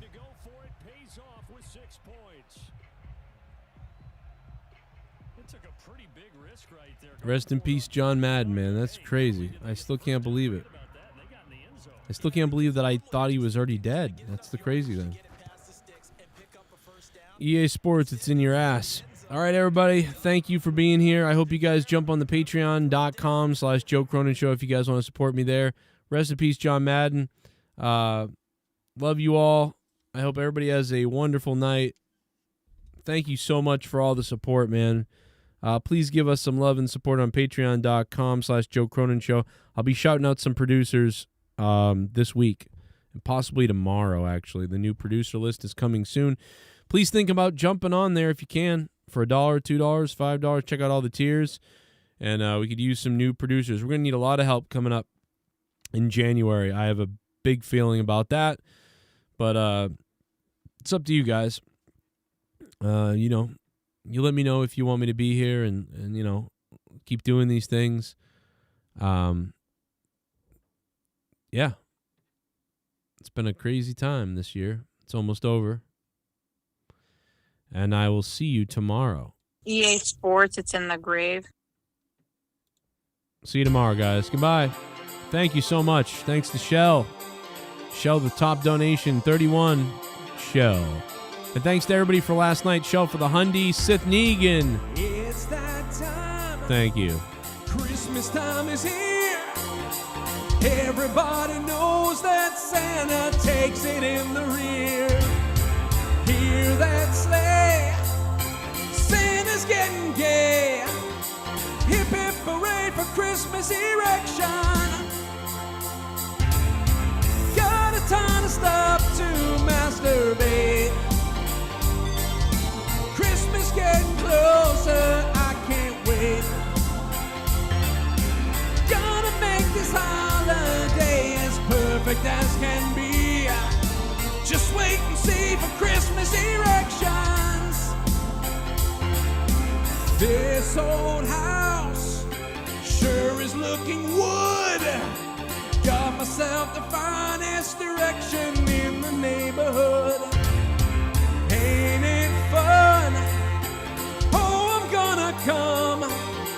That's how it's done with Christmas erections. Let's all deck the halls with jizz and cum. Get a toasty fire, insert it in my bum. Oh, give St. Nick the warmest welcome that he's ever had. We're gonna St. Nick my dick erection. And when the lights are peaceful and serene, we can cuddle up into our Christmas cream. Ding-a-ling, play with my ding-a-ling, a-ling, a ding-a-ling. Play with my fucking ding-a-ling, ling-ling. Jang-a-ling, a ding-a-ling. Looks like my little lass needs a shave. What up, Joe? What's up? I was sad that we didn't get a live stream for Monetize this weekend, but I understand it was Christmas and hope you had fun. Also, did you ever get to see the new Spider-Man movie? I love when you randomly break into a song alone. Christmas erections, Christmas erections. Hip hip parade for Christmas erections. Wow, it's Christmas erection time. What's up, everybody? The entire community that you're a piece of shit. And you know why I told them you're a piece of shit? Is because I've known you for over a decade. You've always been a self-centered, no accountability son of a fucking bitch scumbag. And you know what? You proved it. I told everybody, this is who you are, and you proved it. Because you took no accountability for ghosting this fan. Absolutely none. You made a post on YouTube saying, hey, there's miscommunication going on, and there's a drama stir going on. I actually tried to get a hold. I tried to get a time slot. We read the text messages, every single message between you and the mom. We read them right on Drama Alert. Everybody, I'm so fucking angry. I'm so fucking angry.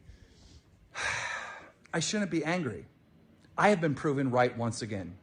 You know how you could prove that you're not a piece of shit? By saying, I'm sorry, I made a mistake. I should have got on the phone with that terminally ill 10-year-old fan right away. But you're not. You're blaming the mother. Oh, the mother blocked me. It's the mother's fault. Bro, you made a time on Christmas and then sorry, couldn't make it. Maybe tomorrow. Sorry. You know, even though the kid's going to die at any moment. Sorry, couldn't make it today. Bro, 3 days in a row went on with you ghosting this fucking fan. Not once, anywhere, on social media, on your Twitter, on your YouTube channel, on your Instagram, anywhere, have you said sorry? Not once! It's Keemstar's fault. It's the mom's fault. It's the kid's fault for sleeping. It's everyone's fault but yours. You have done exactly what I knew you would do. You have proven me 1,000% right. When I say to the fucking community that you're a piece of shit, you back it up by every fucking tweet, by every YouTube post, by you just blaming everyone except for yourself because you're a piece of shit.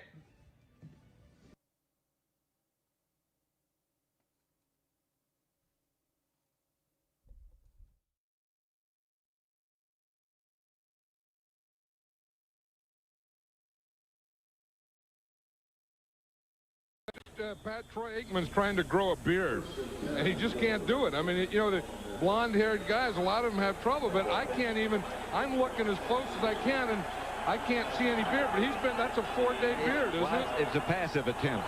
No, it's very, very passive. Here's Terry Allen. Out to about the 20. There it is. See, now here it is, but see, I mean, he got a little in here and a little up there. Here, but he doesn't have anything here at all. Watch, when you take it off, he doesn't have anything going up in there. Well, you got to give him time. He just had his 29th birthday. I know, but I don't think he's doing a very good. I'd quit. I mean, you know, hey, you noticed Troy Aikman's trying to grow a beard.